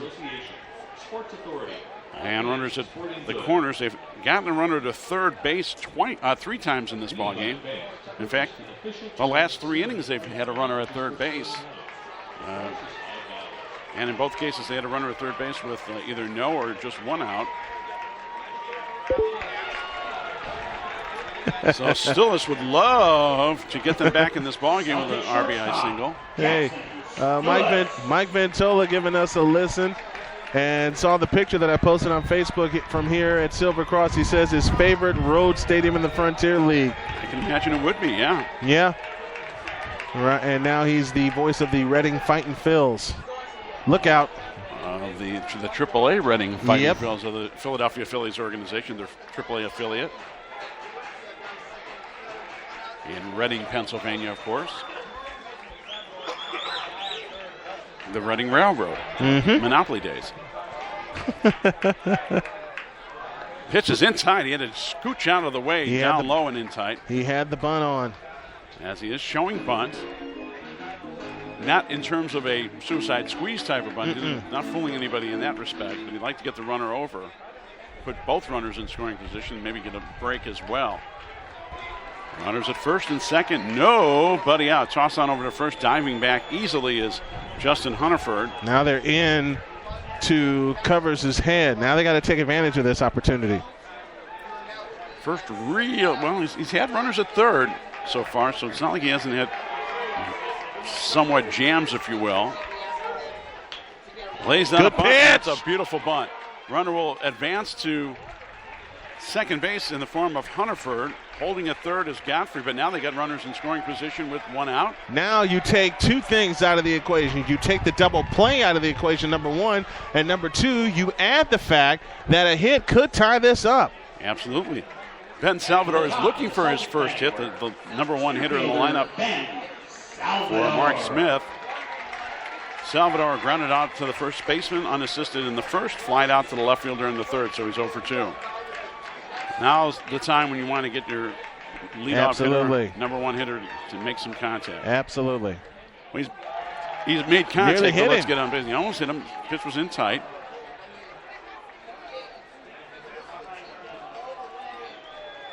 Two nothing, but the Celtics threatening here in the bottom of the 5th. Prairie Ridge with the lead. 1 out, runner at second and third. There's a called strike in the inside corner, evens it up at 1-1. Jake Godfrey, who led off this inning with a bad hop double, is now at third. Justin Hunniford, who then singled, is over at second. And 1 out. 1-1 offering. Swung on and missed, fouled. Or rather, swung on and fouled off. And to the seats. Beyond the third base dugout. While the game is in progress. Didn't need a shatter on that one. That was just into the seats, not into the press box or booths. Ballpark very similar to the one in Gary, the beautiful steel yard. With our good friend Tommy Williams, the PA announcer there. Pitch swung on, line shot, snared by the third baseman. He didn't catch it on the fly. He had to throw to first. Okay. No. He had to throw to first. Okay. Had the batter kept running, it would have been bases loaded. So it is a 5-3 putout on Salvador. Runners remain at second and third, but now 2 out. And Zach Peach will step up. Peach spelled P-Y-C-H, if you're wondering. Not like peach. I thought it was pitch. Left-hander against left-hander. Pitch is a called strike on the inside corner for strike 1. Now all of a sudden, the catcher wants to make sure his signals are in sync with his pitcher. Probably switch him up with a runner at second base. So Dustin Thielander does the smart thing and runs out to talk to Austin Covers. And Dustin Covers as well. 1 strike count to Peach, 2 out, runners at second and third. Golden opportunity for Providence. This is the time. Covers pitch. Swung on and missed. On a fastball. Right on the inside corner. Right on the inside corner. That's what you want to do, lefty to lefty. Kind of a cut fastball in that case. No balls, 2 strikes. The pitch to Zach Peach. Outside corner, call the ball. Just outside. Close, but man, you could see Thielander tried to frame that pitch by bringing it back. To no avail.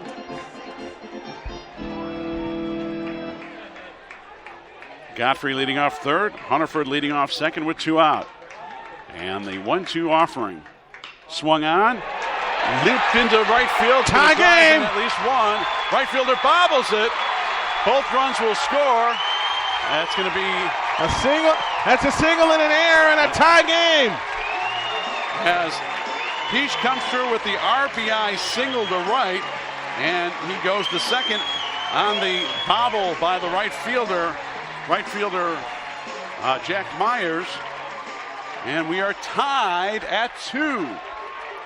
Godfrey comes in to score, as does Hunterford. The question is that second run an earned run or not? That second run is not an earned run. So we got a brand new ball game, 2-2 tie here in the bottom of the 5th. As Dylan Rosa swings and misses at the first pitch. You know what? That second run is an earned run, and I'll tell you why. Both runners were in motion when the ball was hit, so they were going to score anyway. Both of those runs are earned. That's right. You can't assume that you throw them out at the plate. Exactly. Right. And the bobble did not contribute to the run. It contributed to the extra base. Both runs are earned. Pitch is a called strike. He's in the hole 0-2.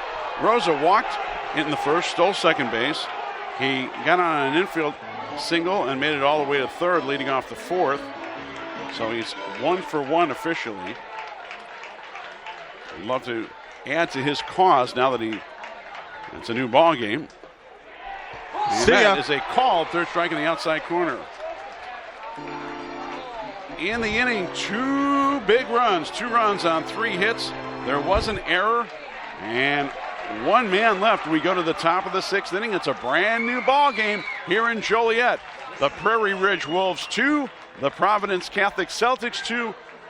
Brian Snow will bring you the rest of the way. You're listening to the Class 4A IHSA Baseball Semifinals here on the Arena Sports Network. At Strachan Van Til, everything we do is designed around you. From the uncompromising freshness down every aisle to the unbeatable quality you'll always find. It's the very best selection from choice meats to bakery.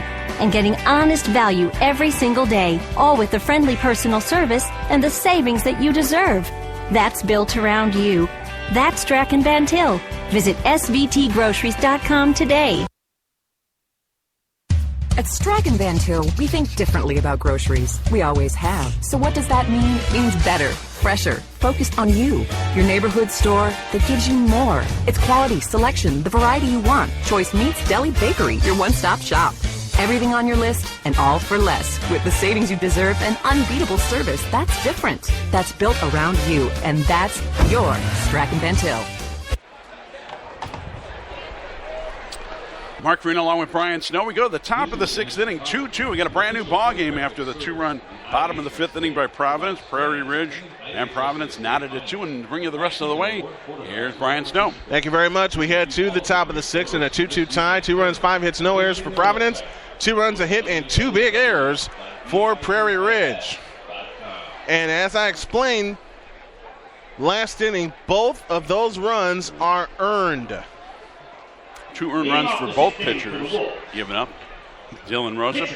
Austin covered. So finally Providence was able to break through after threatening for most of the first 4 innings, getting runners to third base, or at least in scoring position. Austin covers, leads off the 6th, and takes a strike in the outside corner. The count's 0-1. He's 0 for 1 in the ball game, or 0 for 2 rather, grounded out to the third baseman, to the shortstop in the first, robbed of a possible base hit by the left fielder. Here's a swing and a high fly ball into left center field. Center fielder starts in, steps back, heads over to left field, makes the catch. 1 down in the 6th. He was robbed ending the 3rd by the left fielder, and once again left fielder retires him here. Jack Myers is 0 for 1 in the ball game with a walk. Right fielder Jack Myers. Thank you for the introduction. I wish that were me. Jack Myers steps in. Here's the pitch. Bouncing ball foul up the third baseline, and the count's on 1. Speaking of public address, you've worked from a number of venues. What's your favorite place to work from a PA standpoint? You know what? It will be an outside place, the Metrodome. That's right. You did work the Metrodome. I worked the Metrodome in 2010. But for here, what game was that? I was covering Indiana Northwest at the time, and we were playing St. Mary's. It was the second of 6 games we had that week. Wow. I'll tell you what, just from an interesting standpoint,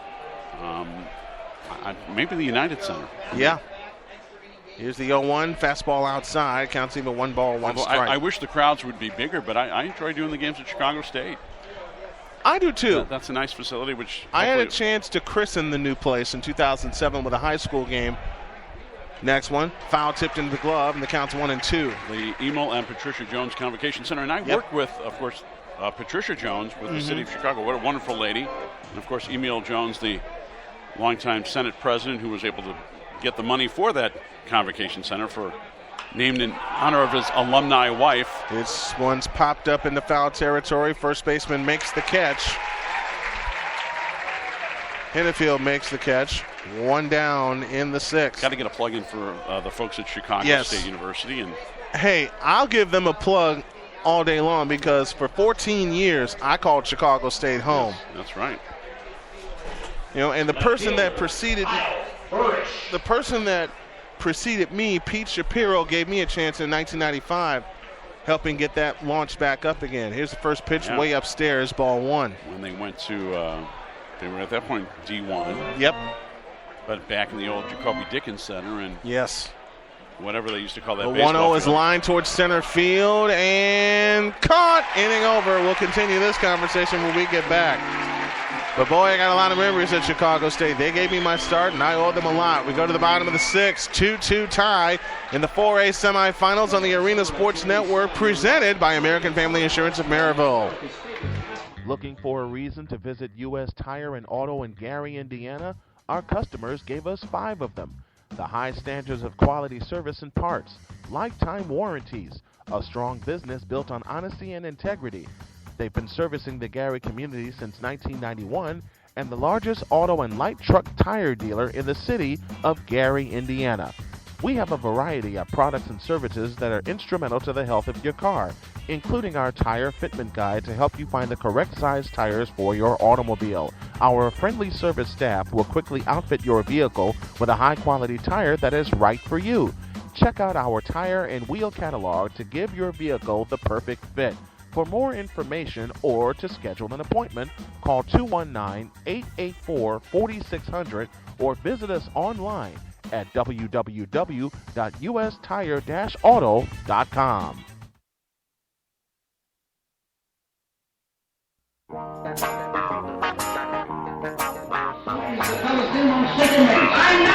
I'd like to remind you at the conclusion of the game, it's the Sowers Ford postgame show presented by Sowers Ford of Michigan City, Chicagoland, and Northwest Indiana's newest Ford Lincoln dealer. That's Sowers Ford of Michigan City.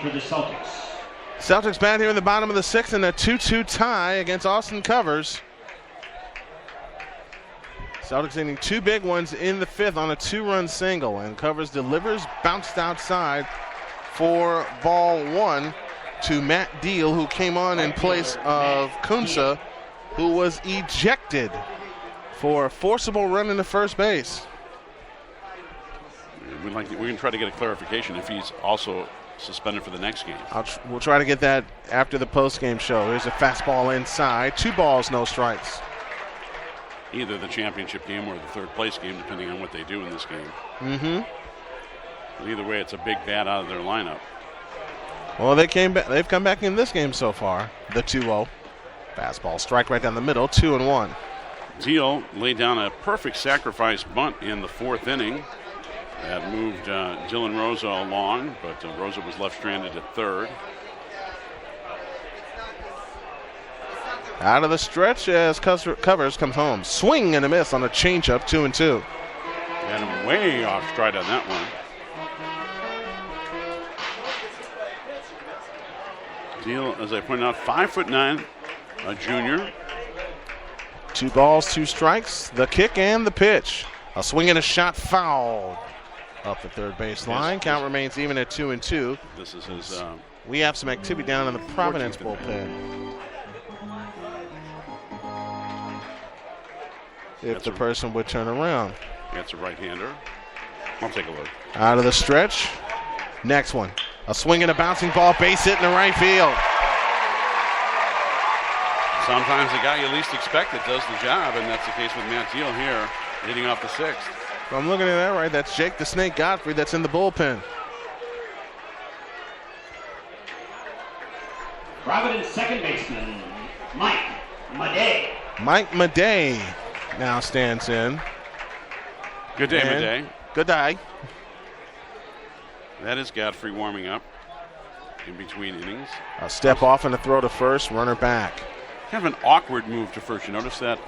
It's a Langston type move. Kind of a flat-footed move to first. It's a Mark Langston type move where you're not even on the rubber. You just act like you are, and then you just make a quick step toward first. Here's a conventional toss to first with the leg kick, and the runner's back safely. So we may see Godfrey come in the seventh. He's a bunt out in front of the plate and covers. Looks at second, tosses to first instead. One down in the bottom of the sixth.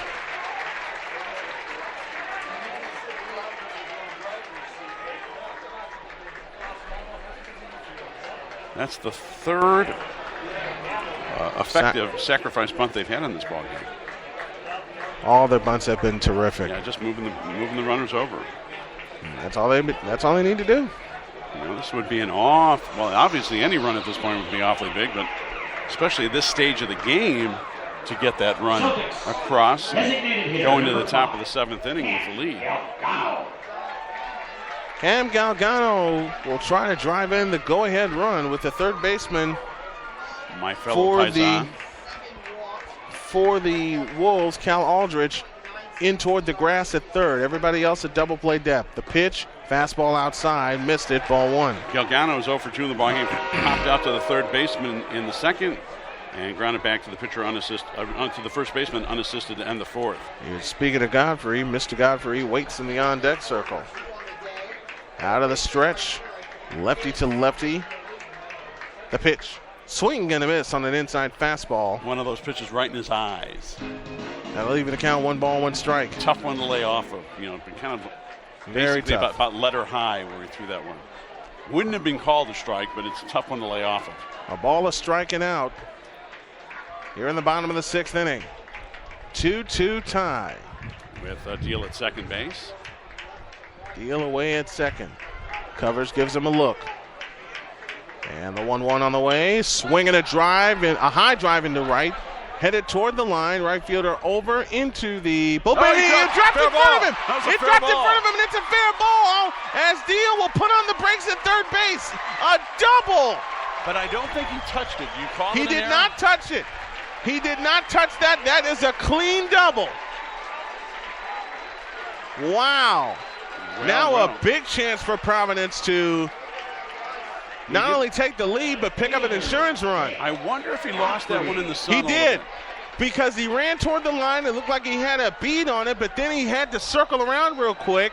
And before he realized he had to reach back into fair territory, the ball had dropped. We've had a kind of a swirling wind here as well. Not a strong swirling wind, but we've seen the cyclone earlier. Jake Godfrey now stands in. The pitch. Fastball inside, ball one. He's 1 for 2 in the ballgame. Started that 2-run rally in the fifth with a leadoff double. Came around to score on the 2-run single by Zach Peach. 1-0 the count. One down here in the bottom of the sixth. Infield in all the way around. The kick and the pitch. Fastball outside, and it's 2-0. Providence trying to become the second Catholic school to get to the championship game today. Of course, Sacred Heart Griffin is in the 3A championship against Lamont. Yep. And then St. Rita would also try to get into the mix. Here's the 2-0. Swing and a foul back, and it's 2-1.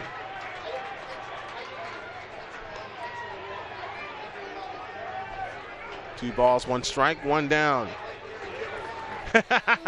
Keith Myers took a break. He says he's back listening. He's hooked. Thank you, Keith. Thank you, Keith. Love you, brother, for the support, my friend.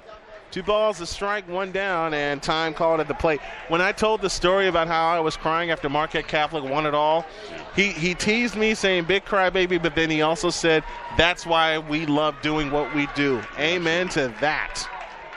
From the stretch, the 2-1. A swing and a miss, and the count's even at 2-2, and Godfrey's going, what did I swing at that for? That was a nasty breaking ball. Very nasty. 2 balls, 2 strikes, 1 down. Bottom of the 6th inning. Man. Deal at third, Galgano at second. And the pitch on the way. Bouncing ball, base hit into left field. Deal scores around third and hitting the brakes. And the Celtics have the lead 3-2 as Galgano scores. Oh, baby. 3 runs in the last 2 innings. Well. Looky Godfrey here. Does it again, this time with an RBI single. And it is 3-2 in favor of the Providence Celtics after trailing 2-0. And that may be it for Mr. Covers. I think it is.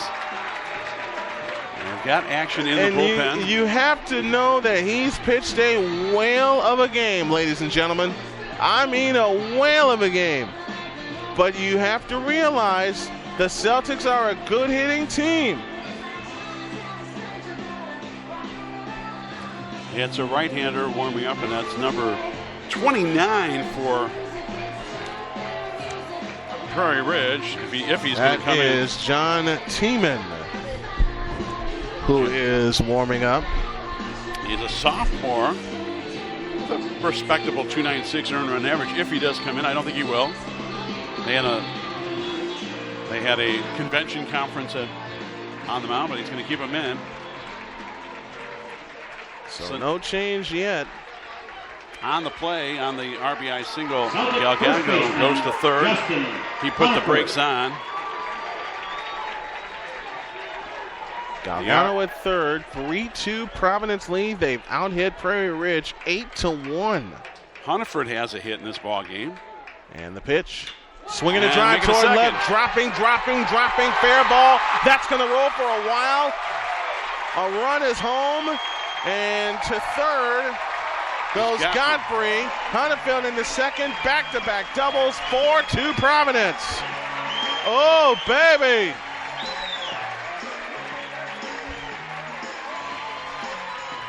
And this is only the semifinals, folks.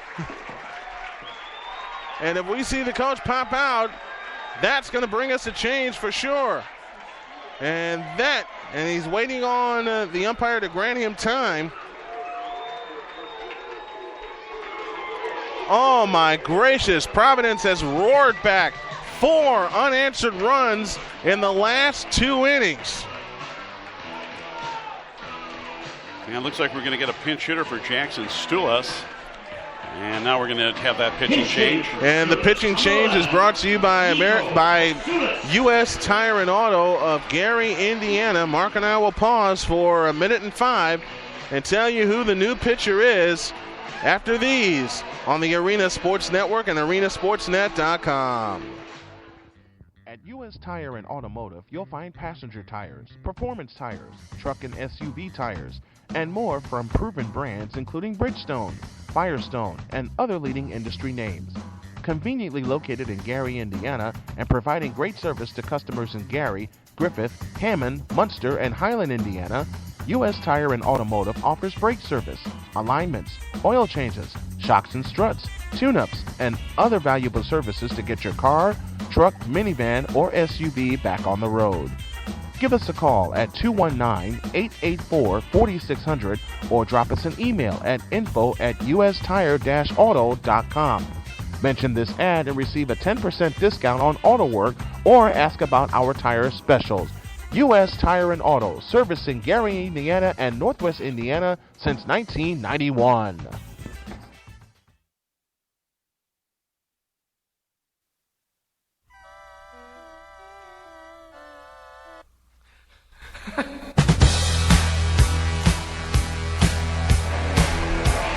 Oh, we had to have the gap band in here. U.S. Tire and Auto pitching change brings us who, Mr. Farina? It is right-hander John Tiemann. Tiemann comes in, a little background on him. He's a 6'1" sophomore. He'll be making his 8th appearance on the season, 3-1 record, 28 1/3 innings pitched, 30 hits, 12 earned runs, 7 walks, 14 strikeouts, and an ERA of 2.96. And the runners at second and third are, of course, Austin Cover's responsibility here in the 6th inning, but they've broken it open to a 4-2 lead, and still only 1 out and runners in scoring position. No. And this will be Nico Katsoulis is the pinch hitter batting for Jackson Stulis. And Katsoulis takes a fastball outside for ball 1, so a couple of changes. Looks like an Eastern European, sounds like an Eastern European or Greek convention. Stulis and Katsoulis. That's right. Sounds like a European law firm. That's right. The 1-0 pitch. Bouncing ball. Oh, that's trouble. Over the third baseman into left field for a base hit. Run scores. 5-2 Providence. That was trouble when it left the bat. Serafini scores from third. Holding at second was Hunniford. Really had no place to go. Oh, have mercy. That's twice we've seen high hops that have gone over the third baseman's head. Even though they did soften the field, they wet it down between the second and third game. Well. So RBI singles by Godfrey, Hunniford, and now the pinch RBI single by Katsoulis has given the Celtics a 5-2 lead. And they still bat here in the bottom of the 6th. First pitch up for ball 1. Still only 1 to out. Salvador, back to the top of the order. 3 runs on 5 hits in this inning, along with that sacrifice bunt. 1 ball, no strikes, the count. A look to second. And the 1-0. A bunt missed, and the count's even. 1 ball, 1 strike. Salvador trying to get his first hit of the ball game. He's 0 for 3 with a fly out, ground out, and actually 2 grounds outs, 1 to the first baseman and 1 to the shortstop. And he flied out to left in the 3rd inning. 1 ball, 1 strike, 1 down. Here in the bottom of the 6th inning, 3 runs home for Providence, all with 1 out in the inning.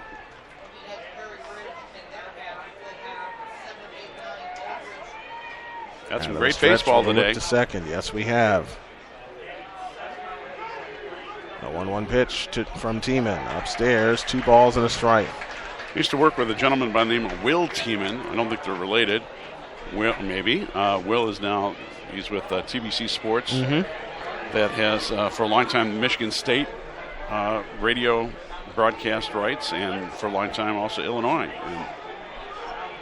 2-1, the runners take off, and it is a base hit in the left field. Do you believe this? Around third and headed home, another run. 6-2 Providence. Hunterfield scores. Holy cow. Opposite field single, RBI for Salvador, his first of the game. And moving on and to what base. started it all is they put the runners in motion. Zach Pish now stands in. And you can see kind of a deflated hanging on the railing, Prairie Ridge You Ball can Club. see it. You can see it. They had him, but 6 unanswered runs. Here's the pitch. Fastball high, ball 1 to Zach Pish. Yeah, and they've been able to do it, at least in that last inning. They did it with 2 outs. The Pish with the 2-run single. And it's been the bottom of the order that's really made things happen, started things up at least. And still happening. A 1 ball, no strikes, the count.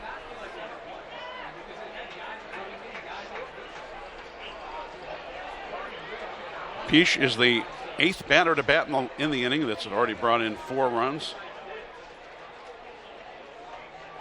Out of the stretch with a look to second. Still only 1 out. And time is called. Right at the plate. I guess they were looking for a balk. But it took time. It did. He was taking an awful long time. So it was a good call by the home plate umpire. Next one, bunt up the third base line, foul. And the count's even, 1 ball, 1 strike. So unfortunately, Tiemann has not been able to stop the bleeding. In fact, a couple more hits and a couple more runs. And this game is slowly getting out of reach for Prairie Ridge. Especially at this stage of the game because they've got only 1 at bat left. And now down 4 when they were up 2. Just a couple innings ago. A turn, but no throw back to second. There's action again down in the bullpen for Prairie Ridge. That is a right-hander by the name of Matthew Mohap. Now we got a lot of noise everywhere. Here's the pitch. Runners go again. Throw down at third. Chief! Double steal.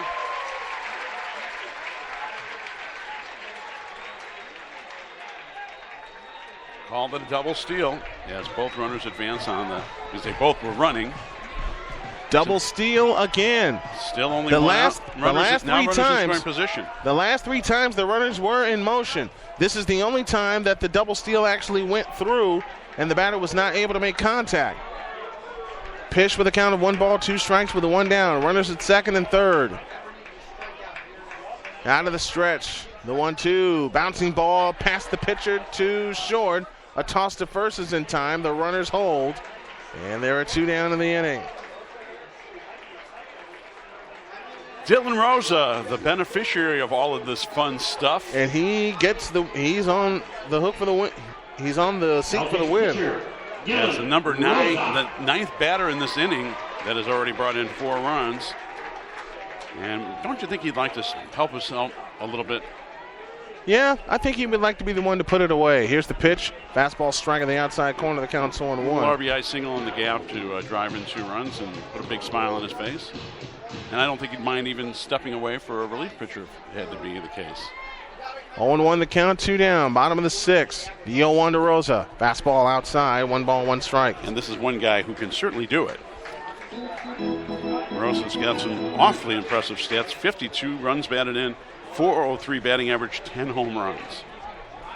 A ball, a strike, 2 down. The kick and the pitch. Swing in a drive toward right, foul. Reminds me of a right-handed version of a Will Kincannon type from RB.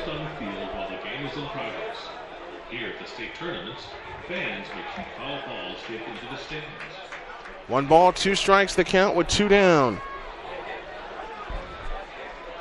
Here in the bottom of the 6th inning, a 4-run, possibly game-clinching inning. The pitch, driven to left and down for a hit. 1 run scores, another running behind him. 8-2 Providence. They're playing tomorrow night. It certainly looks that way. Holy cow. 2 RBI single for Dylan Rosa to help his own cause. His second hit of the ballgame. Man alive. 29, Alvin Perez. The 11th man to bat in the inning. 10th batter. 10th man to bat in the inning, excuse me. And this is the guy who started all the fun with a leadoff single to right. And came around to score. 6 runs later, it's a 6-run lead. Runner takes off, swing and a miss. Throw to second, he is safe! When it's your day, it's your day. Second time he's stolen a base as well. For 5 1/3 innings, the Prairie Ridge Wolves were in control of this ballgame. And the wheels have completely been obliterated. Particularly here in the 6th, but also the 0-1 is a strike on a breaking ball. The count's 0-2. 6 runs here in the 6th inning, 2 runs in the 5th inning have blown this game wide open for Providence Catholic. 0-2. And of course, Lamont and Providence have a long trip home after this ball game. Yeah, they do. 0-2. Smart Alec. Breaking ball Smarty pants.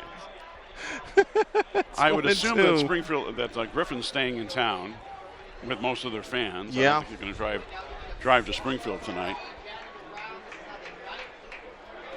Next one is a fastball outside.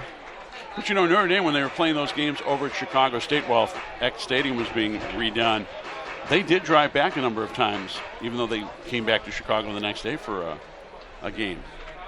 2 balls, 2 strikes to count.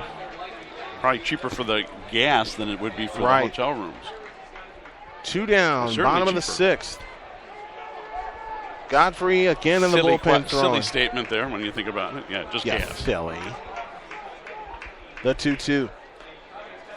Outside and high, and the count's now full at 3-2. Well, Covers struggled here in the 5th and 6th innings, and Tiemann hasn't done any better, unfortunately. No, he has not. Kind of taken one for the payoff, swing and a miss, and the inning has finally come to an end. 11 men bat, 6 of them scored.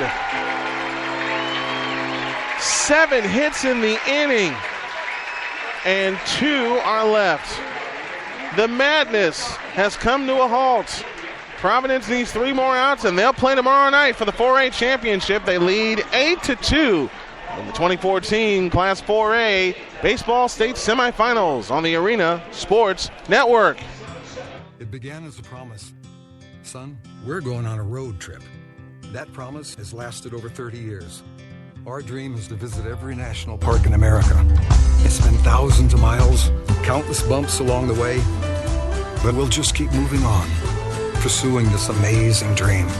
Visit DrassichAgency.com or call 219-945-3040 and ask Joel Drassich how you can get all of your insurance under one roof.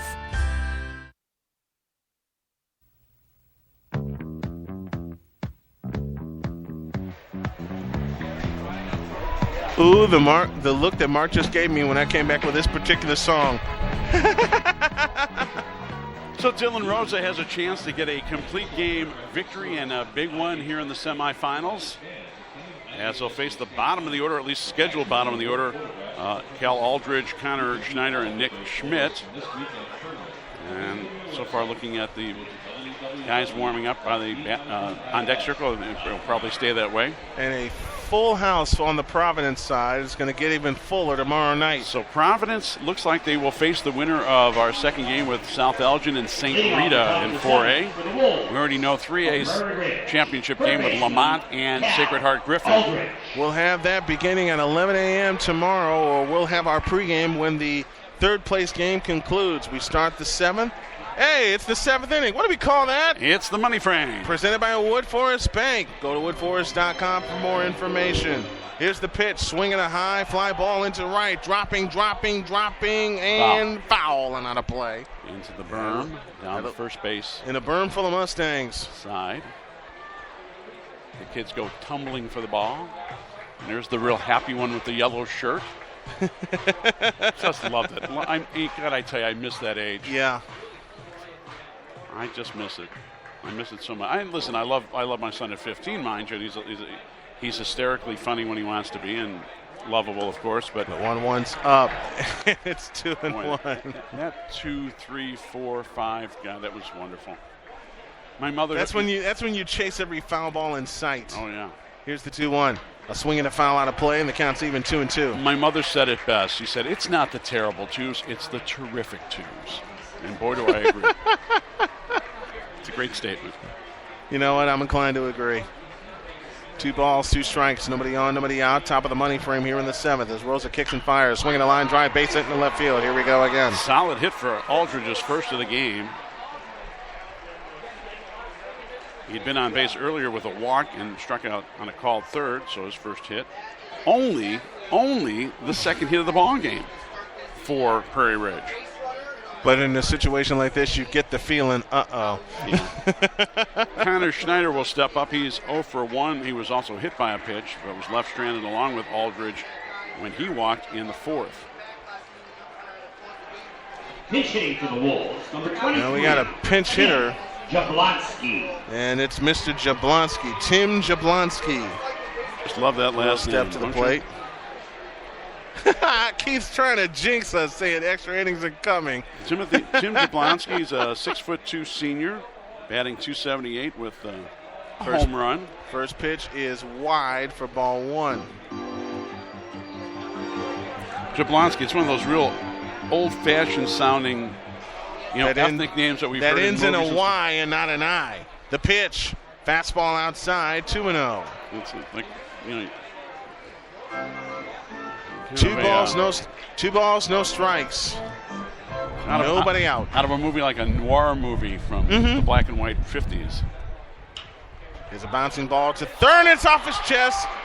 Put it in your back pocket. Everybody's safe. Tough play. He kind of let that one play him, so to speak. If he maybe takes an extra step rather than lays back on that funny bounce. So we're going to score that an error, but they scored. Yep, they scored that. It's got to be an error. It's a tough chance, but it's an error. Well, they put a hit and an error up. Okay. Pinch hitting for the Wolves. First error of the ball game committed by Providence. Carson Getzelman. Aldridge makes his way to second, by the way. Here's Carson Getzelman that will. Number 32, Al Walters. Al Walters will be the courtesy runner for Tim Jablonski. Want to get some speed on the base pass and trailing by 6. And that'll bring a meeting of the minds on the mound. Our next game, St. Rita and South Elgin, Mustangs and Storm. That will close out our day here. And then Mark and I will hit the air after the third place game is completed tomorrow morning with the pregame show and a preview of our 3A championship. And then another break, and then we'll wrap up our coverage here in Joliet with our 4A championship game. Still get my phone plugged in by chance over there. I'll take it. Are you sure? You can keep it plugged in. I'll take the phone, but you can keep the plug in. Okay, there you go. We're figuring out our equipment here, folks. Luke Annan.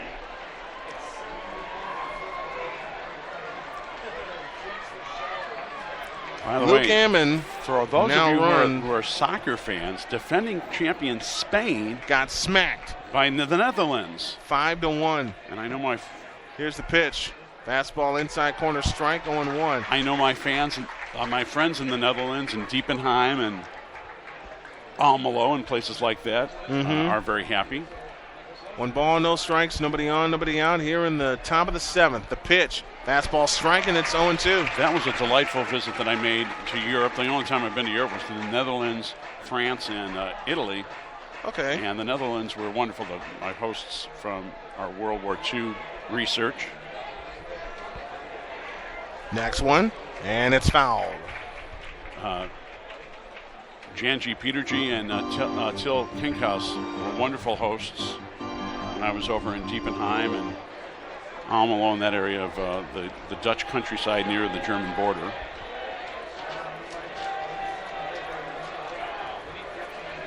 Next one, way outside, and now the count's even 2-2. Yeah, they got spanked 5-1 in that game. Of course, remember, Netherlands was in that final against Spain in 2010. Next one. Inside, and it hit him, and the bases are loaded. Oh, boy. Why do the strangest things happen in final at-bats? So the bases loaded, nobody out. Nobody out whatsoever. That is the third batter that Rosa has hit in this ball game. And one of the guys that he hit is coming up next in Chris Slack. If Chris Slack is not retired, is it possible we'll see another pitcher? Well, we see action down the bullpen, although this would be a different relief pitcher, I believe. Rosa out of the stretch, and the pitch, fastball inside, ball 1. I believe that is warming up in the bullpen is Brent Villasenor, the 5'11" junior. Next one, swing and a miss. And the count's even at 1-1. Slack was hit by a pitch, one of 3 batters that he's hit, that Rosa's hit, the other one being Connor Schneider. Next one, fastball wide, 2-1. The risk you take with trying to allow your pitcher to go for a complete game is things like this can crop up. 2-1, slash foul to the right, and the count's even at 2-2. Please keep your attention focused. Justin Thielander, the catcher, would be due up next. Oh, no, not Mr. Vielander. Yeah. Not to be confused with Verlander. 2 balls, 2 strikes. Or T-Lander. Or T-Lander. Or Tellender, I should pitch. say. And it hit him! No, Oh, No, he's ruling that he intentionally, he took the pitch. That he leaned into it. So everybody goes back. He leaned into that pitch purposefully.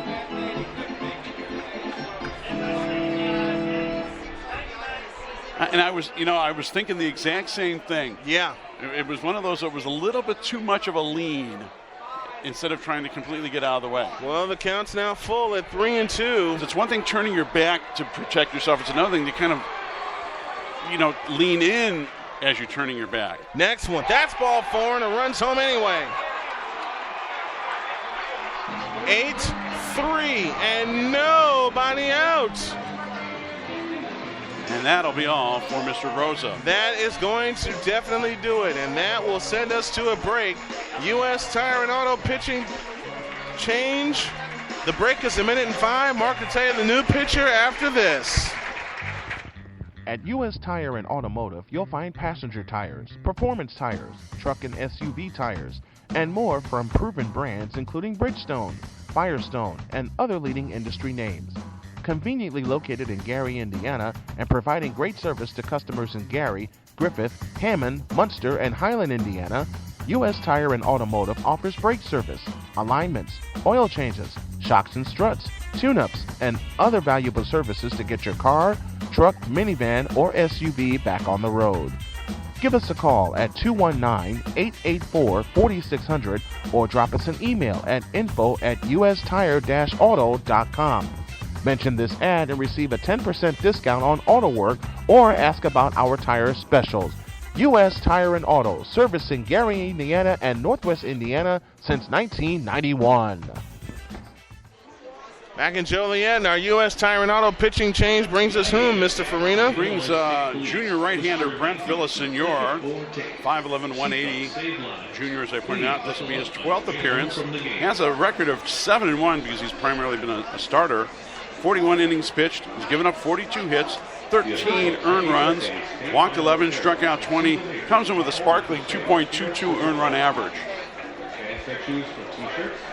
Now, you know what? Dylan Rosa cannot lose the game. Of course, he can win it. He can win it or a no decision, but he can't lose the ball game. And this is definitely a save opportunity for Mr. Villasenor. It sure is. What is this song that's playing here? Number 23, Jake Godfrey. Rolling Stones. Okay. Oh, I know the title now. Sympathy for the Devil, I believe the title is. Yes. 8-3 our score. Thielander looking for his first hit of the ball game. He struck out swinging, grounded out, and also laid down a sacrifice bunt. And the first pitch. That led to a run. Is up for ball 1. And batting for the Wolves. The IHSA semi-state is set. And the pitch, swinging a line drive, headed towards center, dropping fast, but the center fielder's there. Runner tags, headed for home. He'll score 8-4. Only one out. And just one runner was able to advance on that as Schmidt remains at second and Slack over at first. And now you got the double play opportunity to get out of this and go home. Sargent in the ball game is officially 1 for 3 with 2 runs batted in. Next one, first pitch is outside for ball 1. One down here in the 7th. 8-4 in favor of Providence. Up until this inning, he's the only one who had any runs batted in. Only one of them came out a hit. Next one is low, 2-0. No other action in either bullpen as we speak. This one's going to be on Villasenor at this point. 1 ball, 1 strike, 1 down. A look to second of the 1-1 pitch. Low, and it gets away. Runners take off for second and third, and they'll make it. Wild pitch. Now this game gets even more interesting because now you have the opportunity, if you're Sargent, if he pokes one the other way, it's a 2-run game. So moving on over to third is Nick Schmidt and Chris Slack over to second. Those are your runners. 2 balls and a strike to count. And the pitch Fastball wide. Oh, it was 3-1, and that's ball 4, and that loads him up. Oh, good Lord. That's the second walk in the inning, along with a hit batter and an error. And we're going to have a courtesy runner, I believe, for Mr. Sargent. That we are. And that is going to be number 16. That's Alec Thune. Alec Thune. Alec Thune. We'll run for Sargent. So Schneider stands at third, or Schmidt stands at third, Slack at second, Thune at first, one down, top of the money frame, the 7th inning. 8-4 in favor Providence, but Providence, but this lead is not safe. Austin Covers would like to make up for that last inning right here. Here's the pitch. Strike call into the outside corner. The count's 0-1. And you want to know the wildest thing about this at bat? Yeah. He represents the tying run. That's true. You're right. Do we think that this was going to happen in the last half inning? The 0-1. Fastball high and wide. And the count's even 1 ball, 1 strike. Keith Myers is trying to jinx us. Covers batting .275. He has 7 doubles, and he does have a home run. A swing and a bouncing ball, base hit into right. In comes Schneider. In comes Slack. All the way to third. The runner is safe there. 8-6. Oh my gracious. Can you believe this, folks?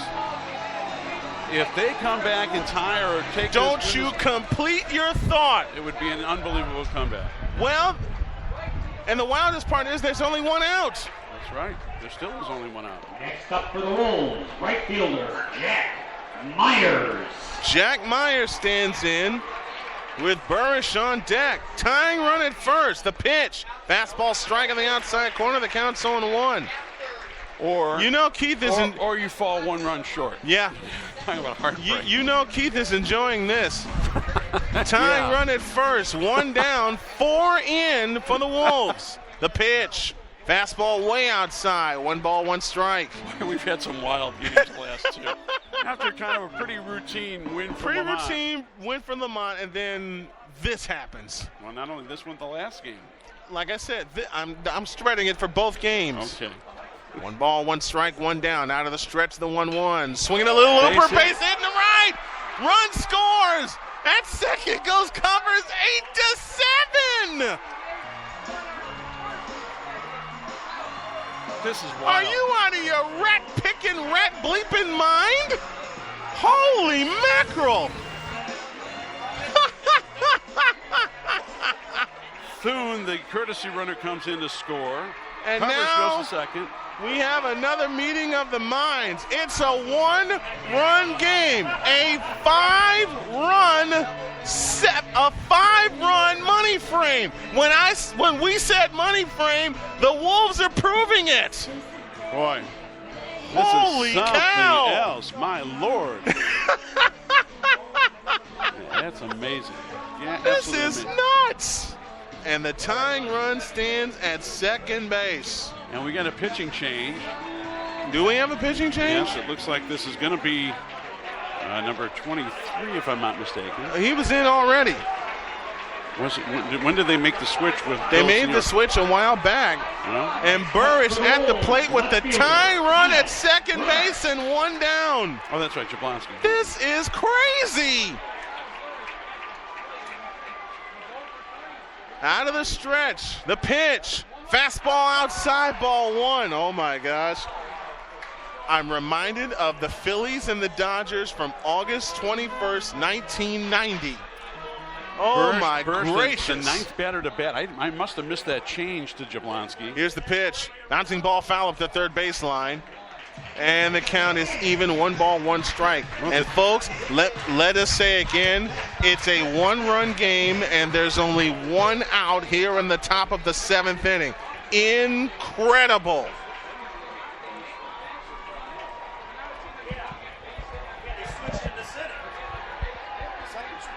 The 1-1. Swing and a miss, and the count's 1-2. Wow. That's the only word you can say is wow. Yeah.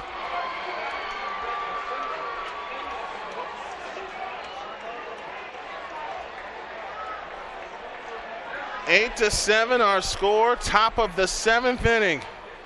Oh, are you kidding me? Mark Farina and Brian Snow here with you from Silver Cross Field in Joliet. 5 out of the runs in stretch. Godfrey comes home way outside, and it's 2-1. Oh, boy. A thriller in Joliet. You think?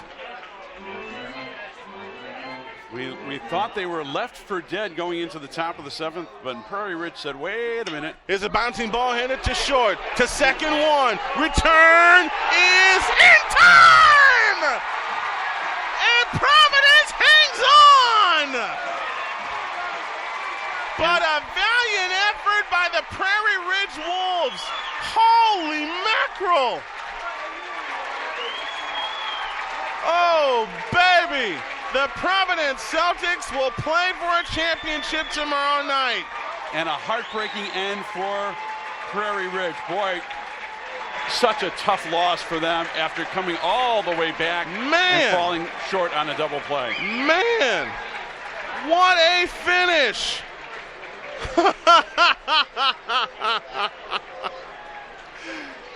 5 runs on 3 hits. There was an error, Oh, a total of gracious. 2 walks and a hit batter.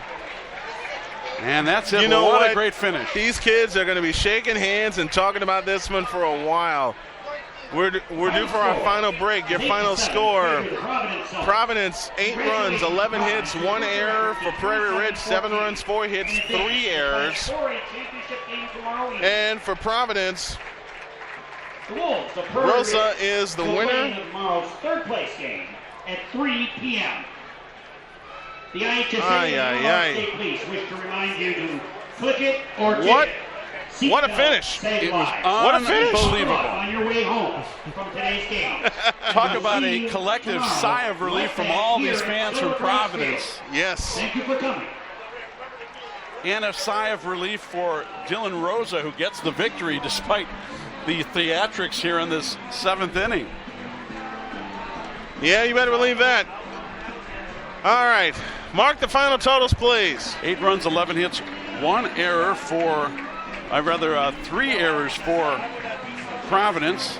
They left a total, let me do a quick count here.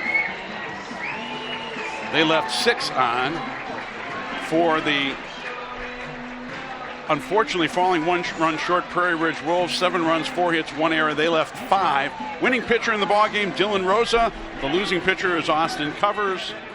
And we've got 3 of our 4 finalists for the 2 championship games set. There's 1 game left, and it's St. Rita and South Elgin. And I'm not going to say one word of prediction for this. I'm just going to say we're signing off for now, and we'll see you in a half hour. Mark and Brian here at Silver Cross Field in Joliet. 8-7 your final. 3 down and 1 to go. We're back in the half if we can hang on to our breath. We'll be back in a little bit. You're listening to the 2014 IHSA State Finals from here at Silver Cross Field in Joliet on the Arena Sports Network.